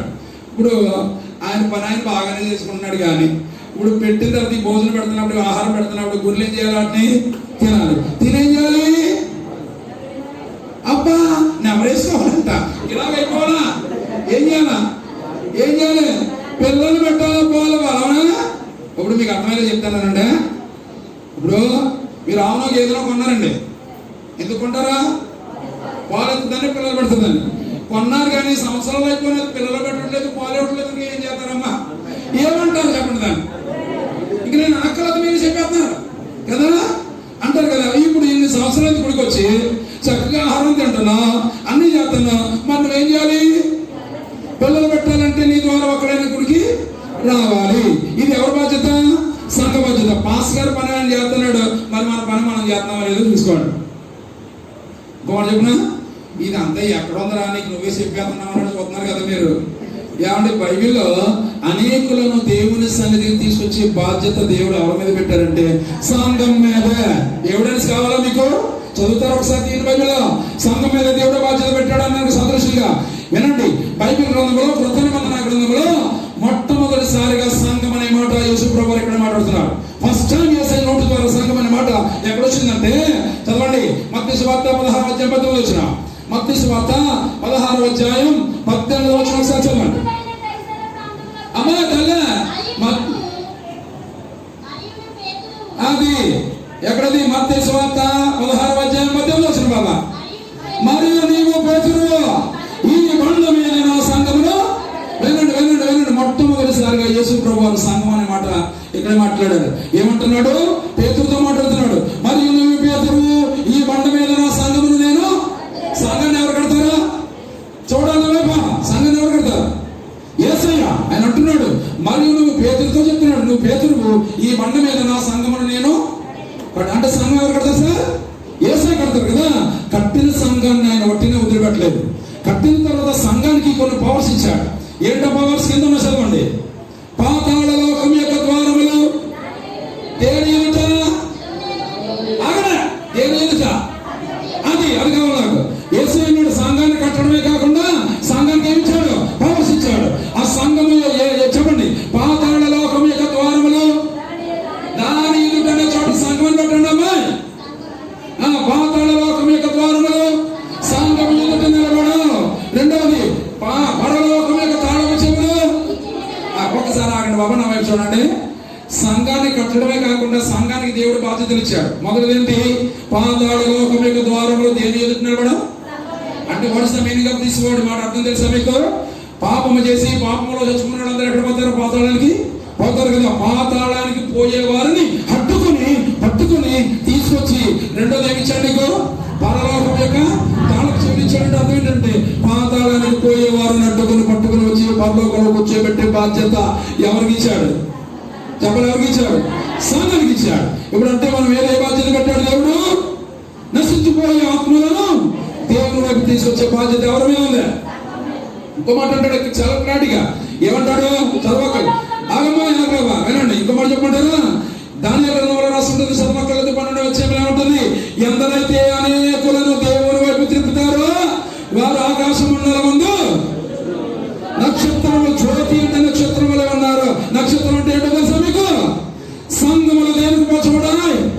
నక్షత్రములకు 7 సంఘాలు 7 నక్షత్రాలకు సదృశ్యాన్ని చెప్పినట్లుగా నక్షత్రం అనగా సంఘం.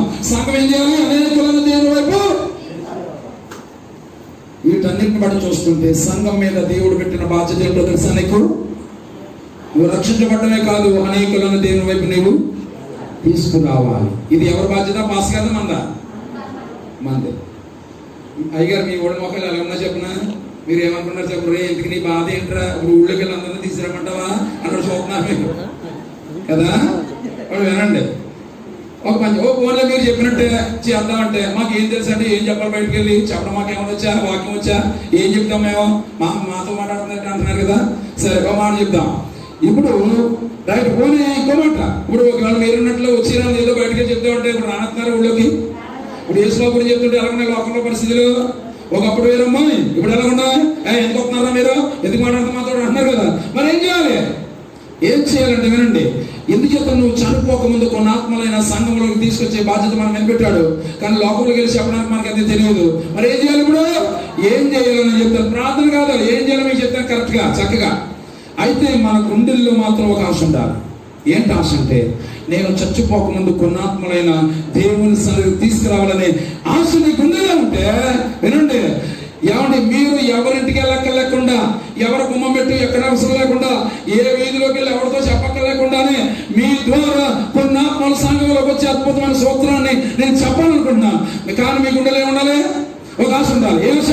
నేను చచ్చిపోకముందు కొన్ని ఆత్మలైన సంఘంలోకి తేవాలని ఆశ నాకు ఉంది. కానండి ఎలా చేయాలో నాకు తెలియట్లేదు అన్నవారు ఎవరైనా ఉంటే చేయి చూపించండి, మీకోసం చెప్తాను ఖచ్చితంగా.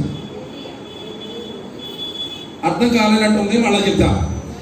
నేను చనిపోకముందు కొన్నాత్మలైన సంఘంలోకి తేవాలని ఆశ ఉందండి అయ్యగారు, కానీ బయటికి వెళ్ళి ఎలా చెప్పాలో తెలియట్లేదు అన్నవాడు ఉంటే మీకు సూత్రం ఏంటి చెప్పిన? మీరు ఎవరింటికి వెళ్ళక్కర్లేదు, ఎవరి బొమ్మ పెట్టు తక్కన అవసరం లేకుండానే మీ ద్వారా కొన్ని ఆత్మల సంఘంలోకి వచ్చే ఒక అద్భుతమైన సూత్రం చెప్తాను. మీరు ఫాలో అవుతానంటే ఎంత ఫాలో అవుతారు? మీరు ఫాలో అవ్వాలంటే గుండెలే ఉండాలి, మీకు ఒక ఆశ ఉండాలి. ఏంటి ఆశ? నేను చచ్చిపోకముందే కొన్ని ఆత్మలైన సంఘంలో చేర్చాలని ఆశ ఉందండి అన్నవాడు గట్టిగా దేవుని స్తోత్రం చెప్పండి. మీ ఆశను దేవుడు నెరవేర్చునుగాక. ఆ ఆశ నెరవేరాలంటే ఏం చేయాలో చెప్తానండి. ఎప్పటింటికి మీరు వెళ్ళవసరం లేదు. ఎలాగిది చెప్తా, చెప్పనా? ఓకే. ఒక అంజూరాలండి, ఒక అంజూరాలు సూర్యదేవుని ఆరాధన చేసి ఒక ఆమె మహాదేవుడి గురించి విని ఎంతమందితో వెళ్ళింది ఆమె. మన మీద చేసే నేరస్థాపన ఏంటో అర్థమైందా మీకు? ఏంటి చెప్పండిరా? ఆ మధ్యాకాశంలో మన అందరితో నిలబడుతుందట. నిలబడి వేసేద్దాం అంటదట. చేసారా? వీళ్ళందరి కోసం ప్రాణం పెట్టడానికి వెళ్ళిపోయి కదా పరలోకాన్ని వదిలిపెట్టి, మహిమను విడిచిపెట్టి వెళ్ళిపోయి ప్రాణం పెట్టేశావు కదా.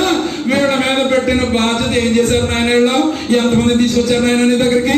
వీళ్ళ కోసం ప్రాణం పెట్టి రక్తం చెందించి వీళ్ళ మీద ఏ బాధ్యత పెట్టావు నువ్వు? అనేక మందిని నీ వైపు త్రిప్పే బాధ్యత పెట్టావు కదా. ఏం చేశారు నీ కోసం? నేనైతే ఒక అంజూరాలనే ఉండి సూర్యదేవుని ఆరాధన చేశాను. నీ గురించి విని ఎంతమందితో వచ్చాను? ఎంతమందితో? గొప్ప పరిమాణంతో వచ్చారు.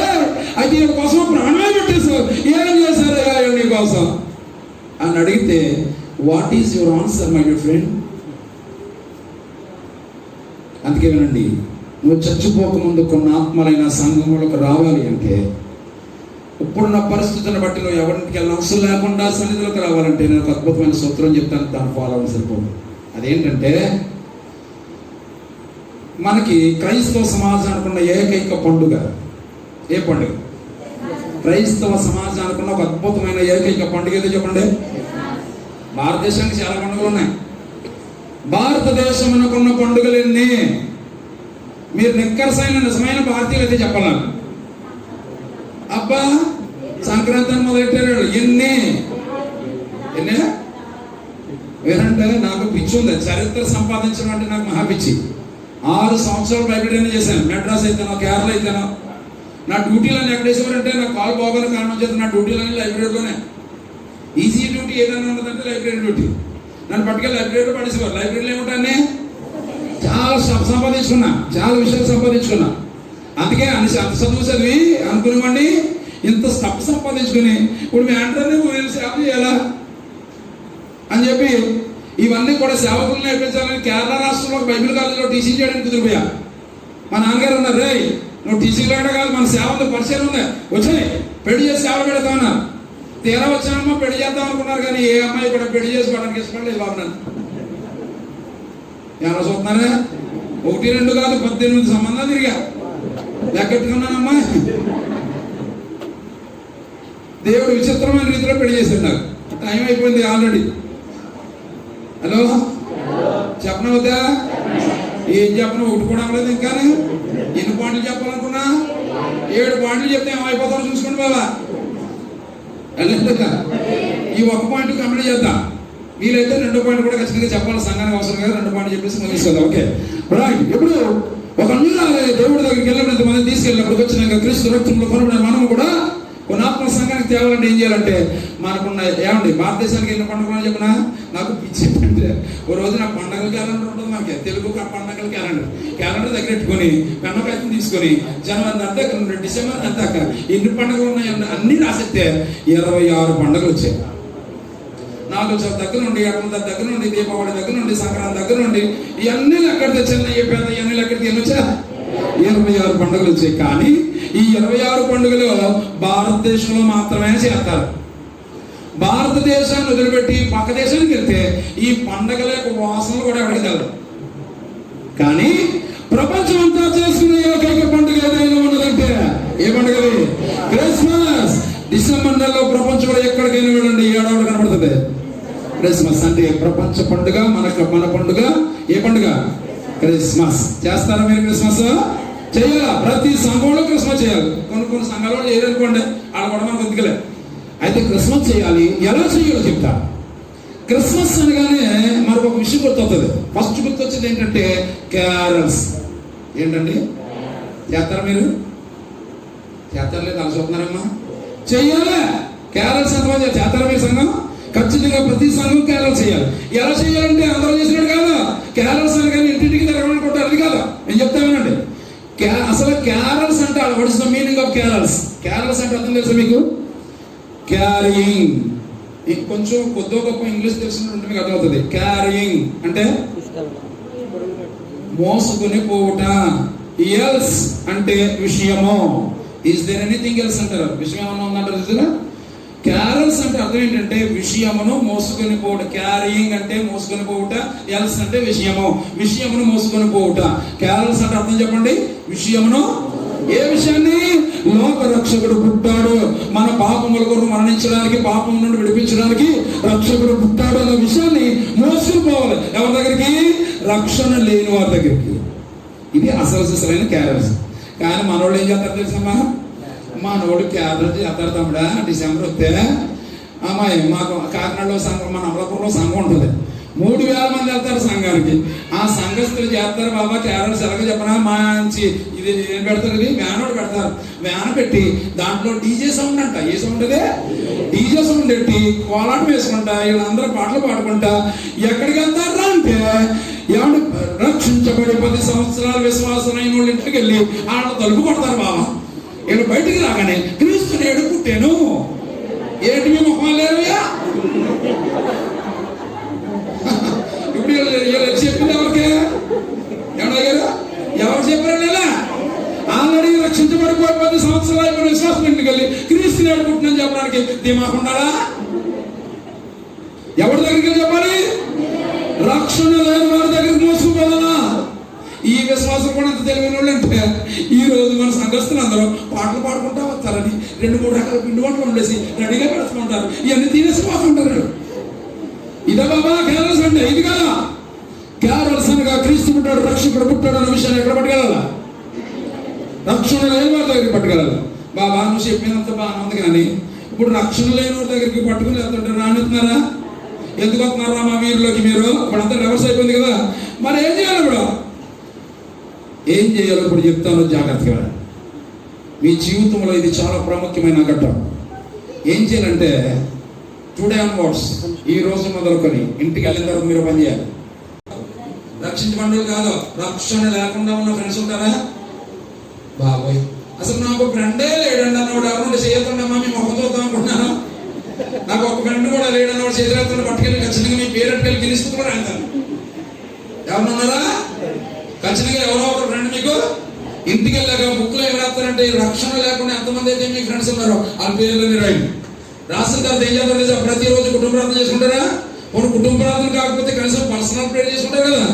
ప్రతిరోజు నువ్వు చేయవలసిన పని ఏంటంటే పడుకునే ముందు ఆ పేరు తీసుకో, బుక్ తీసుకో, ఆ పేరు మీద చేపెట్టు, నోటుతో చెప్పాడు పేర్లు. ప్రభువా నాకు రక్షణ ఉంది, కానీ వీళ్ళు నా ఫ్రెండ్స్ నాయన, వీళ్ళకి ఏమి లేదు, రక్షణ లేదు నాయన, నాతో పాటు ఈ కుటుంబాన్ని రక్షించిన, ఈ కుటుంబంతో రక్షణ పొందేలా చేయనని చెప్పి ప్రతిరోజు నోటుతో పలికి మరి ఆ పేరు కోసం ప్రార్థన చేయి. ఇలా రోజు ప్రార్థన చేస్తూ ఉండగా డిసెంబర్ నెల అవుతుంది కదా, క్రిస్మస్ అవుతుంది కదా, క్రిస్మస్ ముందు 10 రోజుల ముందు ఆ పేర్లన్నీ పట్టుకుని భాస్కర్ దగ్గరికి రా. వచ్చి అయ్యారని వీళ్ళందరూ నా ఫ్రెండ్స్ అండి, సంవత్సరం అంతా వీళ్ళ కోసం ప్రార్థన చేసిన అయ్యారు. ఇప్పుడు మన క్రిస్మస్ అవుతుంది కదా, మన క్రిస్మస్ వీళ్ళందరినీ పిలుద్దాం అనుకుంటున్నాను, నా ఫ్రెండ్స్ అందరినీ. అయ్యా నేను ఒకదాన్ని అయితే బాగోదండి, మీతో పాటు సంఘం అందరూ రండి వెళ్దామని భాస్కర్ని అడిగితే భాస్కర్ వస్తారా రారా? ఖచ్చితంగా వస్తారు కదా. ఇప్పుడు ఏం చేస్తారంటే నువ్వు సంఘం అందరూ కలిసి ఇప్పుడు ఎక్కడికి వెళ్తున్నారు? మీరు మీ ఫ్రెండ్ ఇంటికి వెళ్తావు కదా, ఇంటికి వెళ్ళి పాటలు పాడుకుంటే ఇంటికి వెళ్ళి తలుపు కొట్టుకుని బయటకు వస్తాడు. బయటికి రాగానే ఎందుకు వచ్చారు మా ఇంటికి అంటారా?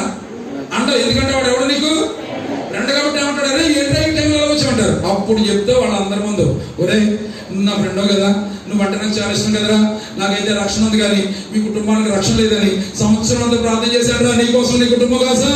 ఇదిగో మేము క్రిస్మస్ పెట్టుకుంటున్నాం, మా సంఘం అందరం వచ్చాం మిమ్మల్ని క్రిస్మస్ పిలవడానికి, దయచేసి ఆ రోజున మీ కుటుంబం అంతా రండిరా అని చెప్పి వాళ్ళందరి మధ్యలో చెప్తే వద్దాడా రాడా? ఇంకో విషయం గమనించాలి, మీరు ఇన్విటేషన్ ఇవ్వడానికి వెళ్తున్నారు కాబట్టి ఆడు ఏదో పెడతాడు, తినేసి వద్దామని మాత్రం వెళ్ళకుండా పోయి ఏం చేయాల్సిన, నువ్వు ఇన్విటేషన్ ఇవ్వడానికి వెళ్తున్నావు కాబట్టి ఓ గ్రీటింగ్ కార్డు కొన్నావు ఫ్రెండ్ కోసం, అది చేయలేమా? గ్రీటింగ్ కార్డు కొన్నావు, నీ పేరు వాడి పేరు రాయి, 2-3 రకాల ఫ్రూట్స్ తీసుకో, ఈ ఫ్రూట్స్ గ్రీటింగ్ కార్డు పట్టుకెళ్ళి వాళ్ళందరూ సంవత్సరం పేరు ఆ చేతిలో పెట్టి ఖచ్చితంగా మీ ఫ్యామిలీ రండి అంటే ఏం జరుగుతుంది? వస్తాడు ఆడ. వాడికి ఎన్ని పనులు ఉన్నా సరే పక్కనెట్టుకుని మరి క్రిస్మస్కి వస్తాడు. అంటే నీకు 5 ఫ్రెండ్స్ ఉన్నారనుకో, 5 ఫ్రెండ్స్ నువ్వు పిలిచావనుకో, 5 కుటుంబాలు వచ్చాయనుకో, కుటుంబానికి 2 వేసుకొని పోని 2 చెప్పులు వస్తే నీకు ఒక్కడి తరపున ఎంతమంది వచ్చి కూర్చుంటారు రోజు? ఎంతమంది? 10 మంది కదా. పోనీ 5 ఫ్రెండ్స్ పక్కన పెట్టేయండి, 2 అనుకోండి, లీస్ట్ లో 2 అనుకోండి. 2 అంటే కుటుంబానికి 2 చెప్పున నీ తరపున ఎంతమంది వస్తారు? 4 వస్తారు కదా. ఇప్పుడు ఇక్కడ ఎంతమంది ఉన్నారు? సుమారు 100 మంది పైన ఉన్నారు కదా. వాళ్ళు లీస్ట్ అంటే 100 మంది వేసుకోండి. 100 × 4 ఎంత ఉంది? 500 అవుతారు కదా. 400 500 అవుతారు కదా. ఇప్పుడు ఆ క్రిస్మస్ కుటుంబంలో కూర్చున్న వాళ్ళు క్రైస్తవులు ఎక్కువ ఉన్నారా, హిందువులు ఎక్కువ ఉన్నారా? చెప్పండి. అందులో ఉన్నారు కదా. ఆ రోజు ఆ మీటింగ్ లో వాక్యం చెప్పడానికి ఎవరు పిలుస్తారంటే ఎవరిని పడతాను పిలవకండి. యేసు తప్ప వేరొక దేవుడు లేడు, ఆయన నిజమైన దేవుడని నిరూపించగలిగే సత్తా కలిగిన సేవకుని తీసుకురండి. ఆ రోజు చెప్పబడే వాక్యం ద్వారా నువ్వు సంవత్సరం అంతా చేసావు కదా ప్రార్థన, నీ ప్రార్థన వ్యర్థంగా పోదు. నీ ప్రార్థనకు ఈ వాక్యం తోడైతే నీ ద్వారా వచ్చి కూర్చున్న వారిలో 4 వస్తే 4లో కనీసం 2 వాక్యాలకు పట్టుబడతారు, సంఘంలో చేర్చబడతారు. ఇప్పుడు చెప్పండి, ఎవరి గొప్ప ఎక్కొచ్చా మనం? వీధిలో తిరిగి మాట్లాడే అవకాశం ఏముందా? ఎవరితో చెప్పు అంటే నీ ఫ్రెండ్స్ తోనే నువ్వు చెప్పు. ఎవరు ఒక్కడైనా ఆ వాక్యం ద్వారా పట్టబడి సంఘంలో చేర్చబడ్డాడంటే ఎంతమంది ఉన్నారు? మీరు 100 మంది కదా. 100 మంది ఒక్కొక్కరు చెప్పిన ఒకరు వచ్చారనుకోండి, ఎంతమంది అవుతారు నెక్స్ట్కి? అప్పుడు అన్ని మందులు సరిపోద్దా? అది ఎలా ఉంది సంవత్సరం? ఫాలో అవుతారా? నేను చెప్పవలసిన బాధ్యత నాది, చెప్పేసి వెళ్ళిపోతున్న తర్వాత మీ కర్మ, మీరు ఏం చేస్తారో చేసుకోండి. దేవునికి స్తోత్రం. ఎందుకంటే ఒక అంజురాలు దేవుడి దగ్గరికి వెళ్ళినప్పుడు ఏం చేసింది చెప్పండి? ఎంతమందిని? గొప్ప పరివారంతో వెళ్ళి ఆయన్ని ఆరాధన చేసింది. ఇప్పుడు ఒక పాయింట్ అయింది బాబా. హలో, ఎలా పెట్టారు మా కాలం? గడిగా చెప్పండి. రెండో విషయం చెప్పేసి ముగించేసింది. అయ్యారు పర్లేదు కదా. ఇంకొక పాయింట్ చెప్పేద్దాం, సింపుల్ గా చెప్తాను, షార్ట్ కట్ లో చెప్తాను, 5-10 నిమిషాలు. ఓకే, విమర్శ సమయం అంటే అర్థమైందా అమ్మాయి? విమర్శ సమయం అంటే అర్థమైందా? ఏసే 2వ రాకడలో మొదలు పెట్టాం. ఎక్కడ నిలబడతాం? విమర్శలో నిలబడతాం. ఆ రోజు ఎవరు నిలబడతాం మనతో పాటు? ఇరాని నిలబడి నేరస్థాపన చేస్తుందంటే ఏమని? అంజురాలనయ్యుండి నేను ఎంతమందిని తీసుకొచ్చాను, ఏం చేయాలి నీ కోసం. రెండోది ఈమె గొప్ప పరివారం తీసుకెళ్ళడమే కాదండి, ఇంకో పని చేసింది. ఏంటది అంటే వినండి, దేవుని దగ్గరికి, ఇంత మహాన్నతుడైన దేవుడి దగ్గరికి, ఈ అద్భుతాలు చేసిన దేవుడి దగ్గరికి వెళ్తున్నారు కదా. ఆ మహాదేవుడి దగ్గరికి వెళ్ళేటప్పుడు ఒట్టి చేతితో వెళ్తాను ఆయన, వట్టి చేతితో వెళ్ళకూడదు. ఒక మాట అంటారు మన వాళ్ళు, దేవుని దగ్గరికి వెళ్ళేటప్పుడు, చంటి పిల్లల దగ్గరికి వెళ్ళేటప్పుడు ఎలా వెళ్ళకూడదు?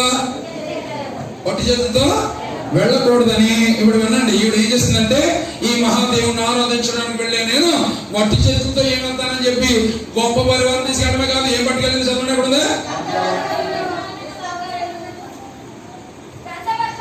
గంధవర్గమును వినండి, విస్తారమైన బంగారం అంటే లెక్కుందా? విస్తారమైన బంగారమును రత్నములను ఎలా ఎక్కించుకొని, ఒంటల మీద ఎక్కించుకొని యెరూషలేమునకు వచ్చాను. దేవునికి స్తోత్రం. చాలా తలపైకి ఈ విషయం గురించి సింపుల్ గా చెప్పేసి ముగించేస్తాను. ఈమె దేవుని మహాదేవుడు అయినటువంటి యెహోవా దేవుని ఆరాధించడానికి, పూజించడానికి వెళ్ళిన ఈమె అనేక మంది తీసుకెళ్ళడమే కాదు, ఏం పట్టుకెళ్ళింది తెలుసా? శ్రేష్టమైన కానుక. బైబిల్లో ఒక మాట రాసి ఉంటుంది, ఏమనంటే, శాపదేశపురాణి ఇచ్చినంత కానుక మరి ఎవరునో ఎప్పుడునో ఇవ్వలేదు అనే మాట. ఇప్పుడు ఎంత కానుక ఇచ్చిందో చెప్పనా? గుండెలు గట్టిగా పట్టుకోండి బాబా. హలో, శాపదేశపురాణి కానుక ఎంత ఇచ్చిందంటే, ఆ కాలంలో 70 కోట్ల రూపాయలు ఇచ్చిందట. ఆ కాలంలో 70 కోట్లు అయితే ఇప్పుడు ఎన్ని లక్షల కోట్లు అయిపోతుందో చూసుకోండి. ఎందుకంటే ఆ బంగారం, వినండి, ఆమె పట్టుకెళ్ళిచ్చినటువంటి బంగారంతో మందిరాన్ని ఎలా కట్టాడంటే చరిత్ర చెప్తుంది. ఎతకకు మధ్యలో బంగారం వేసి కట్టాడట. పునాదుల్లో ఎలాగండి, ఎతకి మధ్యలో బంగారం వేసి కట్టాడు. ఊహించుకోండి, మనమే వేస్తాం, విసరంతా నవరత్నాలు వేస్తారు మన పునాదులో. నవరత్నాలు ఒక రత్నమే బంగారం కదా, నవరత్నాలు కూడా వేస్తారు కొంతమంది బాగా కొన్నవాళ్ళు. కానీ వినండి, ఎతక్కి మధ్యలో బంగారం వేసి కట్టినట్టు మామూలు కదా. అందుకే వినండి, యూదులు, ఇశ్రాయేలు దేనికి బట్టి కనిపించేవారంటే దేవాలయాన్ని బట్టి కనిపించారు. ప్రపంచ చరిత్రలో ఇలాంటి దేవాలయం ఎవరు కట్టలేదు, మాకే ఉందని. ఏసుబాబుతో కూడా అనేసారు, ఏసయ్యా చూసావా మందిరం ఎలా ఉందా? అందుకని ఏసై అన్నాడు, అరే ఇలా మీరు ఎలా కురిసిపోతున్నారు కానీ ఇది రాయి మీద రాయి కూడా లేకుండా నిజంగా అయిపోయింది. ఈయన అన్న మాట ఎంత, ఏసై మాట ఎంత శక్తివంతమైందంటే, రాయి మీద రాయి కూడా లేకుండా అయిపోయిందని ఉంటున్నాను లేదు. అలాగన్నా 40 సంవత్సరాలకి రాయి మీద రాయి కూడా లేకుండా అయిపోయింది. రైటర్స్ అనే రాజు ఏం చేయాడు చెప్పండి? ఎంటకి మధ్యలో బంగారం ఉందన్న బంగారం కోసం పనులు తవ్వేసి రాయి మీద రాయి కూడా లేకుండా చేసి పడాడు. సరే, విషయం ఏంటంటే, అంత అద్భుతమైన దేవాలయాన్ని సరే ఎందుకు శాపదేశపురాణి అంత శ్రేష్టమైన కానుక అర్పించింది. ఇప్పుడు వినండి, శ్రేష్టమైన కానుక అంటే మనకి నేను చెప్పుకున్న మొదటి ప్రసంగంలో, దేవుడు తన ప్రజలకు ఏమి ఇచ్చినా ఎలాంటి ఇస్తాడు? ఎలాంటి దేశాన్ని ఇచ్చాడు? పాలతీయులకు ప్రపంచ దేశాలు. అంటే తన పిల్లలకి ఏం కావాల్సిన ఎలాంటి ఇస్తాడంటే శ్రేష్టమైన వాటిని ఇస్తాడు. మరి మనం దేవుడికి ఇచ్చాడు ఎలాంటి ఇవ్వాలి? శ్రేష్టమైన వాటిని ఇవ్వాలి. మీ సంగతి నాకు తెలియదు కానీ మా గుళ్ళో ఆరాధన అయిపోయిన తర్వాత కానుకలు ఎక్కడతా ఉన్నప్పుడు ఎప్పుడు సిరిగిపోతో తెల్లమ్మా 10 రూపాయలకి 5 పట్టుకొచ్చి డబ్బాలు పడేస్తా ఉంటారు కొంతమంది. మా 5-6 మందా మీరు కదమ్మా, మా గుళ్ళో వాళ్ళందరూ అలాంటి వాళ్ళే అని ఏమనలేక ఆ బాధ అంతా మీతో చెప్పుకుంటాను అంతే. హలో, ఎలా చూస్తున్నారమ్మా? దేవునికి ఎలాంటివి ఇవ్వాలి? కానీ ఒక మాట అడుగుతానంటే, ఇప్పుడు మనం కానుకలు ఇస్తున్నాం కదా, మనం ఇచ్చే కానుక ఎవరికి? అడిదే అమ్మా ఏమైనా అర్థమైందని చెప్పింది. మనం ఇచ్చే కానుక ఎవరికి?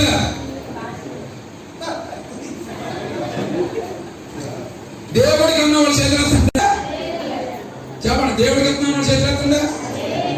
అబ్బా ఏమంటే వీళ్ళందరూ అనుకుంటున్నారు దేవుడికి చెప్పనుకుంటున్నారు కదా. అసలు దేవుడికి ఇవ్వడానికి నీ దగ్గర ఏముందో ముందు నాకు చెప్పు బాబా. కాదు, దేవుడికి ఎత్తున్నా ఉన్నారు కదా, దేవుడికి ఇవ్వడానికి నీ దగ్గర ఏముందో ఫస్ట్ నాకు చెప్పు. నేను అడవ మాట చెప్తా. ఇప్పుడు బైబిల్లో మాట ఉంటుందండి, కలిగి ఉన్నది ఏదియు ఆయన లేకుండా కలిగలేదంటే అర్థం ఏంటి? ఆకాశం కలుగజేసినాడు ఎవడో, భూమిని కలుగజేసినాడు ఎవడో, పంట ఇచ్చేవాడు ఎవడో, నీళ్ళు ఇచ్చినాడు ఎవడో, డబ్బు ఇచ్చినాడు ఎవడో, అసలు నిన్ను తయారు చేసినాడు ఎవడో. మరి ఆయనకి ఇవ్వడానికి నీ దగ్గర ఏముందా? అబ్బా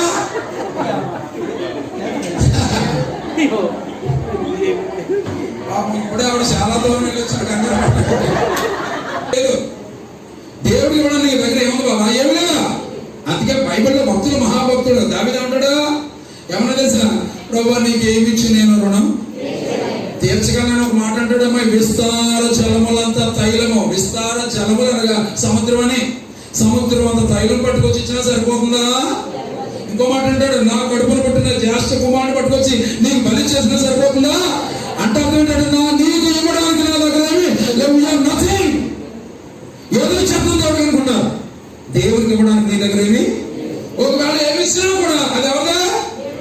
అది నువ్వు ఏదైనా దేవుడికి ఇస్తున్నావు కదా, ఆ ఇచ్చింది ఎవరిది? ఇప్పుడు దేవుడికి ఎవరైనా నాకు అర్థం కదా. ఇప్పుడు ఎలా ఉందంటే, ఎవరో ఒక ఆయన వచ్చి అన్నాడు, ఏమండి మీ దగ్గర 1000 రూపాయలు ఉంటే ఇవ్వండి భాస్కర్ అన్నాను. నా జేబులో తీసి 1000 రూపాయలు ఇచ్చాను. ఇచ్చినట్టు అన్నాడు, ఇదేనండి నా కానుక తీసుకున్నాను చెప్పి మళ్ళీ నా తిరిగి నాకు ఇచ్చేయకనుకోండి. ఏంటి అలా అతను ఏమన్నా ఇచ్చినట్టు అది నాది నాకే అంతే. దేవుడికి ఏమి ఇచ్చినా సరే నువ్వు ఇచ్చినట్టు కాదు, దేవుడికి ఇవ్వడం కాదు. అందుచేత దేవునికి ఇవ్వడానికి మన దగ్గర ఏమీ లేదు, మనకు ఆయనకి ఏమి కూడా మనము ఇవ్వలేము. ఎప్పుడు చెప్పండి అంటే మనం ఎవరికి ఇవ్వట్లేదు అనమాట. కొంచెం గట్టిగా చెప్పండి బాబా. దేవునికి ఇవ్వడం లేదు, మనకి ఎవరికి ఇస్తున్నాం? ఇంకెవరు ఎదుర్కొంటూ ఉన్నారు కదా, అయ్యారు భాస్కర్కి ఇస్తున్నారా? అసలు భాస్కర్కి ఇవ్వడానికి మీరు ఎవరు నాకు అర్థం కాదా? నేను చెప్తానండి, భాస్కర్ని అపాయింట్ చేసినట్టు ఎవడా? నాయన గొర్రెలను కన్నా ప్రాణం పెట్టి వీళ్ళందరినీ జాగ్రత్తగా కాసుకో బాబా, నీ సంగతి నేను చూసుకుంటాను, నీకేం కావాలో, నీ పిల్లలకి ఏం కావాలో, నీకేం అన్ని నేను చూసుకుంటా, నా కాపాడు నేను చూసుకుంటా అని దేవుడు చెప్పాడు. ఇప్పుడు చెప్పండి ఎవరికి ఇద్దాం? మనం భాస్కర్కి ఇద్దాం అనుకుంటారు కదా.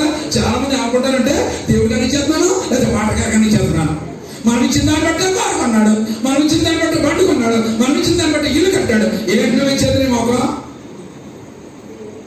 హలో అనుకుంటాం ఏంటంటే భాస్కర్ గారిని చెప్తా లేదా దేవుడి కన్నా. ఎప్పుడు కూడా ఈ మనసులో ఇవ్వకండి.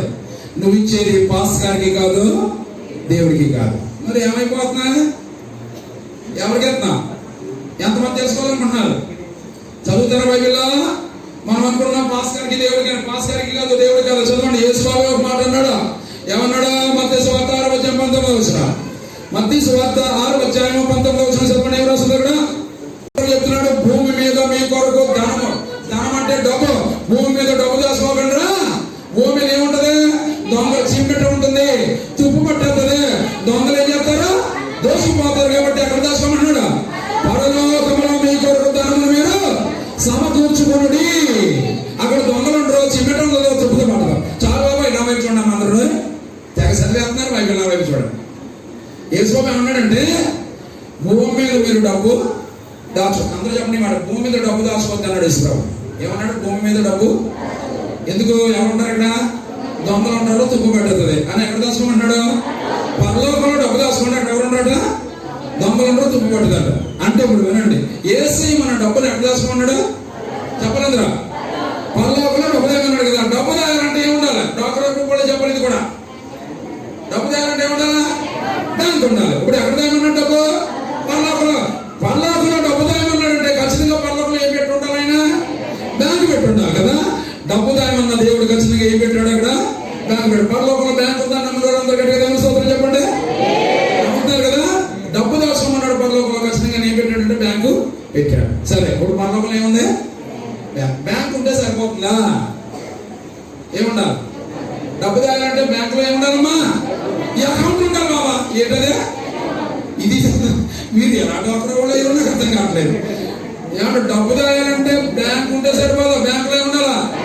అది అకౌంట్ ఉండాలి. అర్థమైందా? సరే, ఇప్పుడు పరలోకంలో బ్యాంక్ ఉందని అర్థమైంది కదా. ఆ బ్యాంకులో ఏముండాలి? ఇప్పుడు మనకి అకౌంట్ ఉండాలి. ఈ అకౌంట్ బ్యాంక్ వెళ్ళి అకౌంట్ ఓపెన్ చేయాలంటే ఏమడుగుతాడు? నిన్ను డీటెయిల్స్ అడుగుతాడు. ఇప్పుడైతే కంప్యూటర్లు వచ్చాయి, కానీ ఒకప్పుడు ఏముండేవి? పెద్ద పెద్ద పుస్తకాలు ఉండే. ఆ పుస్తకాలు రాసేవాడు కదా. ఇప్పుడు వినండి, నువ్వు ఎప్పుడైతే రక్షించబడ్డావో, దేవుని యందు విశ్వాసం ఉంచి దేవుని మందిరానికి వస్తున్నావు, సంఘానికి వస్తున్నావో, పరలోకములో ఉన్న జీవ గ్రంథంలో ఏం రాయబడుతుంది? నీ పేరు రాయబడిందంటే అర్థం ఏంటంటే బ్యాంకు, పరలోకంలో ఉన్న బ్యాంకులోని అకౌంట్ ఏమైంది? ఓపెన్ అయింది. అర్థమైందా? ఓపెనండి. బ్యాంకులో ఓపెన్ అయితే ఏమంటే ఇప్పుడు నువ్వు పట్టుకొచ్చేస్తాను చూసావు ఇక్కడ రూపాయి, ఏమంటే 10 రూపాయల దగ్గర నుండి, 1,00,000 రూపాయల దగ్గర నుండి, 1,00,00,000 రూపాయల దగ్గర నుండి నువ్వు ఎంత ఇచ్చినా సరే, ఇచ్చిన ప్రతి రూపాయి ఎక్కడ జమ అయిపోతే? పరలోకంలో ఉన్న బ్యాంకులో. ఏ అకౌంట్ లో? చెప్పండి, ఏ అకౌంట్ లో జమ అవుతుంది? ఏంటది? మీకు నిజంగా అయితే చెప్పాలా? బ్యాంకులో ఉన్నటువంటి అకౌంట్ లో జమ అవుతుంది కదా. ఎవరి అకౌంట్ లోకి? ఇప్పుడు నీ పేరైనా రాయబడదు అక్కడ, లేకపోతే నీ పేరు మీద నా పేరు ఏమైనా ఉండదు అక్కడ? చెప్పండి. అంటే నువ్వు ఇచ్చిన ప్రతి రూపాయి ఎవరి అకౌంట్లో కదండి? మాట్లాడే బాబా, నా మీరు నా అకౌంట్. నువ్వు ఇచ్చిన ప్రతి రూపాయి ఎక్కడికి వెళ్ళిపోతుంది?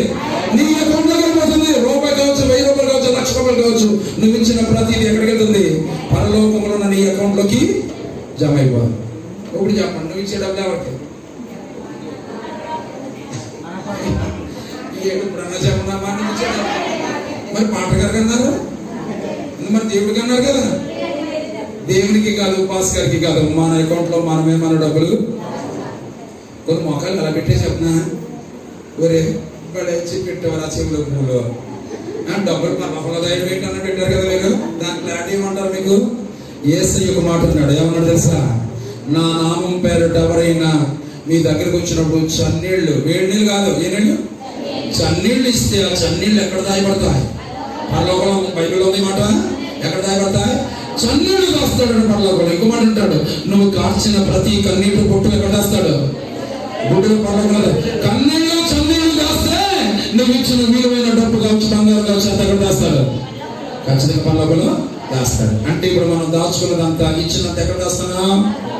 పరలోకంలో, బ్యాంకులో దాస్తున్నాం. బ్యాంకులో డబ్బులు వేసిన తర్వాత ఇప్పుడు మీరే కనుక బ్యాంకులోకి వెళ్ళి 2 లక్షల రూపాయలు డిపాజిట్ చేశారనుకో, డిపాజిట్ చేసిన దగ్గర నుండి ప్రతిరోజు పొద్దున్నే వెళ్ళిపోయి బ్యాంక్ మేనేజర్ దగ్గరికి 2 లక్షలు వేశాను కదా ఏం చేశారండి, 2 లక్షలు వేశాను కదా ఏం చేశారండి అని అడుగుతామా? అడగం కదా, దాన్ని మర్చిపోతాం. మనకు అవసరం వచ్చినప్పుడు ఏం చేస్తాడు అతను? చెప్పండి, ఏం చేస్తాడు? కట్టిన 2 లక్షలు వేస్తాడా కదా వడ్డీ వేస్తాడా?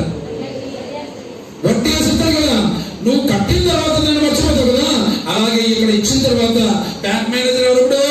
పాస్ గారు వేసాయి కదా, వాళ్ళందరూ చూసుకుంటారు. ఎంత వచ్చినా ఏం జరిగిందో ఏం చేసినా చూసుకుంటారు. నీకు అవసరం వచ్చినప్పుడు మాత్రం ఏం చేస్తారు చెప్పండి? వడ్డీసి ఇస్తారు. ఎలాగ ఇస్తారో చెప్పాలనుకున్నాను, చెప్పనా? ఇప్పుడు దాచుకున్న డబ్బులు ఎలాగొస్తాయో చెప్పండి, వెళ్ళిపోయి అనుకో. నాకు రేపు నుంచి ఫోన్లో చేస్తాను, బాబా డబ్బులు ఎలాగొస్తా చెప్పిన చెప్పేసేద్దాం. Okay right. ఇప్పుడు మన డబ్బులు ఎక్కడ దాస్తున్నా? పర్లోకంలో దాస్తున్నా. డబ్బులు ఎలాగొస్తా చెప్పంటారా? ఇంట్లో పెళ్లి కుదిరింది అమ్మాయికి, ఓకే అనుకోండి. మీ ఇంట్లో అమ్మాయికి పెళ్లి కుదిరింది, మంచి సంబంధం. మీరు అనుకున్నారు ఎలాగైనా దీన్ని ఏం చేయాలా, ఈ సంబంధాన్ని ఖాయం చేసేయాలా. డబ్బులు లేకపోయినా సరే ఏం చేసామంటే అప్పుడు ఏదో దేవుడు సాధిస్తాడే, అది అవునా అడుగుదామని అని చెప్పి ఏం చేసామంటే సంబంధం ఖాయం చేసేసాం, పెళ్లి డేట్లు పెట్టేసాం. డేట్ దగ్గరికి వచ్చినంత పెళ్లి డేటు తీరా చూస్తేనేమో డబ్బులు అక్కడ దొరకలేదు. అందరిని అడిగేసావు, ఫ్రెండ్స్ అడిగేసావు, బంధువులు అడిగేసావు, కాబోలు అందరిని అడిగేసావు, ఎక్కడ డబ్బులు దొరకలేదు. అప్పుడు నీకు ఒక గుర్తొచ్చింది ఏంటంటే, ఓ సంవత్సరం క్రితం అమలాపురం స్టేట్ బ్యాంక్ లో అకౌంట్ ఓపెన్ చేశారు. ఇవన్నీ అడుగుతున్నావు, ఎక్కడ దొరకలేదు. అప్పుడు ఏం గుర్తొచ్చింది నీకు? అకౌంట్ గుర్తొచ్చి పొద్దున్నే లేచిపోయి గబగబా తయారైపోయి బ్యాంక్ దగ్గరికి వెళ్ళిపోయి బ్యాంకులో విత్డ్రా ఫామ్ తీసుకుని అకౌంట్ నెంబర్ రాసావు, నీ పేరు రాసావు, 2 లక్షల రూపాయలు రాసి క్యాషియర్ దగ్గరికి వెళ్ళి, సార్ ఇదిగోండి నాకు 2 లక్షలు కావాలని చెప్పి క్యాషియర్కి ఇచ్చావు. ఇవ్వగానే తీసుకున్నాడు. పేరు ఓకే, అకౌంట్ నెంబర్ ఓకే, 2 లక్షలు కూడా ఓకే అని గబగబా అకౌంట్ నెంబర్ కంప్యూటర్ టటాగా కొట్టి నీ మొహం చూసి అన్నాడు, అమ్మా పేరు బాగా ఉంది, అకౌంట్ నెంబర్ బాగా ఉంది, కానీ ఇప్పుడన్నా డబ్బులు వేసావా అని అడిగాడు. అడగాలి ఎందుకు డబ్బులు ఎందుకంటే అకౌంట్ నెంబర్ ఉంది కదా, నా అకౌంట్ ఉంది కదా, ఎందుకెవరు మీరు అన్నావు అనుకో. అని నేను ఏమంటా ఏం చేస్తాడు చెప్పిన, బయట ఒక పోలీస్ కేసు తీసుకుని ఉంటాడు, ఆయన లోపల ఉంది, మరి అది ఏం చేస్తాడు? బయట పంపిస్తాడు. అంటే ఇప్పుడు ఏమన్నా మీకు బ్యాంక్ ఉంటే సరిపోదా, బ్యాంకులో అకౌంట్ ఉంటే సరిపోదా, ఏం చేయాలి? ఏం నీకు అవుతుంది కదా. ఇప్పుడు మేము ఆ డబ్బులు ఎలా వస్తాయంటే మళ్ళీ ఇదే పరిస్థితి. ఏం చేసావు? పెళ్లి కుదిరిపోతే టైం దగ్గరికి వస్తుంది, ఎక్కడ డబ్బులు కుదరలేదు, అందరిని అడిగేసావు. అప్పుడు ఏం చేస్తారో తెలుసా బాబా మనోళ్ళు? అలా ఏం చేస్తారంటే ఎక్కడ డబ్బులు దొరకపోతే అప్పుడు గుర్తొస్తాడు మహానుభావుడు. దేవుడు గుర్తొచ్చినప్పుడు వెళ్తారు గదిలోకి వెళ్ళి తలుపు వేసి చేస్తారమ్మా ప్రార్థన. ఈ ఎక్కడనే వాక్యాలు వచ్చేస్తాయి, కొండల తట్టు నా పనులు ఎత్తుతున్నారు, నాకు సహాయం ఎక్కడి నుంచి వచ్చారు అని చెప్పి మొదలెడతారు ప్రార్థన. ఇప్పుడు గదిలోకి వెళ్ళి వినండి, గదిలోకి వెళ్ళి ఎప్పుడైతే ప్రార్థన చేసావో నువ్వు చేసే ప్రార్థన ఎక్కడికి వెళ్తుందో తెలుసా నీకు? ఈరోజు క్రైస్తవ సమాజంలో ఒక విషయం చెప్తాను వినండి. మరొకసారి దేవుడు నాకు అవకాశం ఇస్తే దీని గురించి మాట్లాడతా. క్రైస్తవుడు ప్రార్థన చేస్తాడు, కానీ చేసిన ప్రార్థన ఎక్కడికి వెళ్తుంది, వెళ్ళిన ప్రార్థన మనకి సమాధానం ఎలా ఇస్తుందన్న సంగతి క్రైస్తవుడిగా తెలియదు. ఇది ఒక పెద్ద అద్భుతమైన సబ్జెక్ట్. ఇది క్రైస్తవుడు చేసే ప్రార్థన ఎంత సత్యవంతమైంది ఎక్కడికి వెళ్తుందంటే బైబిల్లో ప్రకటన అద్భుతంగా రాసి ఉంటుంది, దాని జోలికి వెళ్ళదు. కానీ నువ్వు చేసే ప్రార్థన ఎక్కడికి వెళ్తుందంటే యేసయ్య ఒక మాట అన్నాడు, ఏమన్నా తెలుసా? మీలో ఎవరికైనా ప్రాబ్లం వచ్చిందా గదిలోకి వచ్చి తలుపు మూసి ప్రార్థన చేయండి. ఏమన్నా చెప్పండి, ఏమన్నా ప్రాబ్లం వస్తే ఏం చేయమన్నాడు? గదిలోకి వచ్చి తలుపు మూసి నాతో చెప్పండి అన్నాడు. దీని అర్థం తెలుసా నీకు? ప్రాబ్లం రాగానే గదిలోకి వచ్చి తలుపు మూయమన్నాడు అంటే ఆ గదిలోకి నేను వస్తానమ్మా, నీ ప్రాబ్లం ఏంటో నాతో చెప్పు, ఆ గదిలో నువ్వు నేను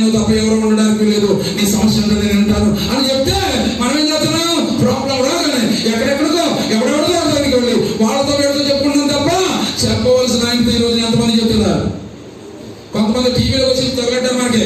టీవీ స్పీకర్లో అంటే టీవీ స్పీకర్ ఎవరో ఏదో అంటున్నాను అనుకోకండి. Also one of the TV speaker. టీవీలోకి వచ్చే కొంతమంది చెప్తాను చెప్పిన నా టీవీ ప్రోగ్రామ్ చూస్తే మీరు దాంట్లో ఒక ఫోన్ నెంబర్ తప్ప ఎప్పుడు కూడా నా అడ్రస్ కానీ మీకు ప్రాబ్లం ఉంటే నాకు ఫోన్ చేసి ప్రార్థన చేస్తున్నాను కానీ అకౌంట్ నెంబర్ కానీ ఎప్పుడు ఇచ్చుకోలే. డబ్బులు కూడా చేశారు అర్థం మానేసా. కానీ కొంతమంది ఏం చేస్తాను తెలుసా, టీవీలోకి వచ్చి మీకు ప్రాబ్లంలు ఉన్నాయా, కష్టాల్లో ఉన్నారా, చోదల్లో ఉన్నారా, అప్పులు పాలైపోయారా, మనశ్శాంతి లేదా, మీకోసం మేము ఉన్నాం.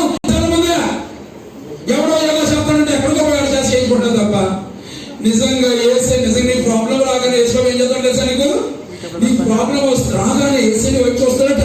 అరే నా బిడ్డకి ప్రాబ్లం వచ్చింది, గదిలోకి వస్తుందేమో, త్వరగా వస్తుందేమో, ఆవిడ దగ్గరికి వెళ్ళి ఆ సమస్య ఉందామని ఆయన చెప్తుంటే నువ్వేం చేస్తున్నావు, ఊరంతా తిరుగుతున్నావు, ఎక్కడెక్కడికి వెళ్ళి ఎవరెవరి దగ్గరికి వెళ్ళి వాడికైతే చెప్తున్నావు తప్ప చెప్పవలసిన అయితే ఈ రోజు చెప్పట్లేదు క్రైస్తవం. గదిలోకి వెళ్ళి ఎప్పుడైతే కన్నీళ్ళు కాచి ప్రార్థన చేస్తావు, నాయన చూడటైనా నాకు ఈ ప్రాబ్లం, పెళ్లి యుద్ధ దగ్గరికి వచ్చేసింది, డబ్బు దొరకలేదు, ఆయన ప్రార్థన చేసావు కదా. ఈ ప్రార్థన ఎక్కడికి వెళ్తుందంటే యేసయ్య పరలోకంలో యేసయ్య దగ్గరికి వెళ్ళగానే నీ ప్రార్థన విన్నటువంటి యేసయ్య ఎవరండి, ఏ ప్రార్థన చేశావు నువ్వు, పెళ్లి కోసం ప్రార్థన చేసావు కదా, డబ్బులు లేవని. ఆ ప్రార్థన విన్న యేసయ్య ఏం చేస్తాడు తెలుసమ్మా, ఫస్ట్ ఆయన చేసే పని ఏంటంటే నీ పేరు మీద ఏముంది, ఎక్కడ ఉంది కదా, ఈ ప్రార్థన మరుక్షణం యేసయ్య చేసే ఫస్ట్ పని ఏంటంటే నీ అకౌంట్ వైపు చూస్తాడు. చూసి నువ్వు కష్టంలో ఉండి బాధల్లో ఉండి నీకు ఇచ్చిన దాంట్లో పట్టుకొచ్చి ఇక్కడ దాచావు చూసా, అవన్నీ లెక్కెట్టి నీకు ఎలా పట్టుకొచ్చేస్తాడంటే గదిలోకి వెళ్ళి ప్రార్థన చేసి బయటకు వచ్చి కూర్చొని ఆలోచిస్తున్నావు దేవుడు ఎలా చేస్తాడో సహాయం. ఏమండి కాకుల ద్వారా ఏలియాకి సహాయం చేసినట్టు నువ్వు చూస్తుండగా టైం నుంచి దగ్గరకు వచ్చే డబ్బులు ఏమైనా బాధపడుతూ ఉండగా అప్పుడు జరుగుతాయండి కొన్ని కార్యక్రమాలు. చూడండి, ఎక్కడ నీ బంధువో ఫ్రెండో దుబాయ్లో ఉన్నవాడో బయటలో ఉన్నవాడో వచ్చి ఫోన్ చేయడం వల్ల ఎవరు వచ్చావు, అమ్మాయి ఇంట్లో పెరుగుతున్నట్టుంది, డబ్బులు లేవని ఏం బాధపడకో, నీకు అవుతా నేను ఇస్తాను, ఉన్నప్పుడు ఇదిగానే అన్నాడు అనుకోండి బాబా. గబగబా వేసి 2 చేతులు పట్టుకొని బాబా ఎలాగొచ్చావు అంట, ఎలాగా దేవుళ్ళగా వచ్చావు. ఏమరా దేవుళ్ళ రావడం కాదు, దేవుడే పంపించాడు. ఏసైతో పని ఎలా ఉంటుందంటే ఆయన అన్నాడు అడుగుని మీకు. ఇప్పుడు ఒక బాల్ ఇచ్చుకొని గోడ మీద కొట్టండి, కొట్టగానే గోడలోకి బయటకు వెళ్ళిపోతుంది. ఇట్ విల్ కమ్ బ్యాక్ ఫోర్స్లీ, కొట్టగానే అంత సమస్య వస్తుందో నువ్వు ఇచ్చిన ప్రతి రూపాయి ఎక్కడ దాయబడుతుంది. ఇచ్చేది నీ కళ్ళకు కనబడేది ఎవరికి ఇస్తుందంటే పాస్టర్కి ఇస్తున్నాం. పాస్టర్ దేవుడు దాన్ని ఏదైనా చేస్తాడు, దాన్ని క్వశ్చన్ చేసే అధికారం నీకు లేదు. బట్ నీకు అవసరమైనప్పుడు మాత్రం దేవుడు ఏం చెప్తాడు చెప్పండి, బ్యాంక్ మేనేజర్ వడ్డీతో సహా నీకు అప్పగిస్తాడు. దేవునికి మహిమ కలుగును గాక.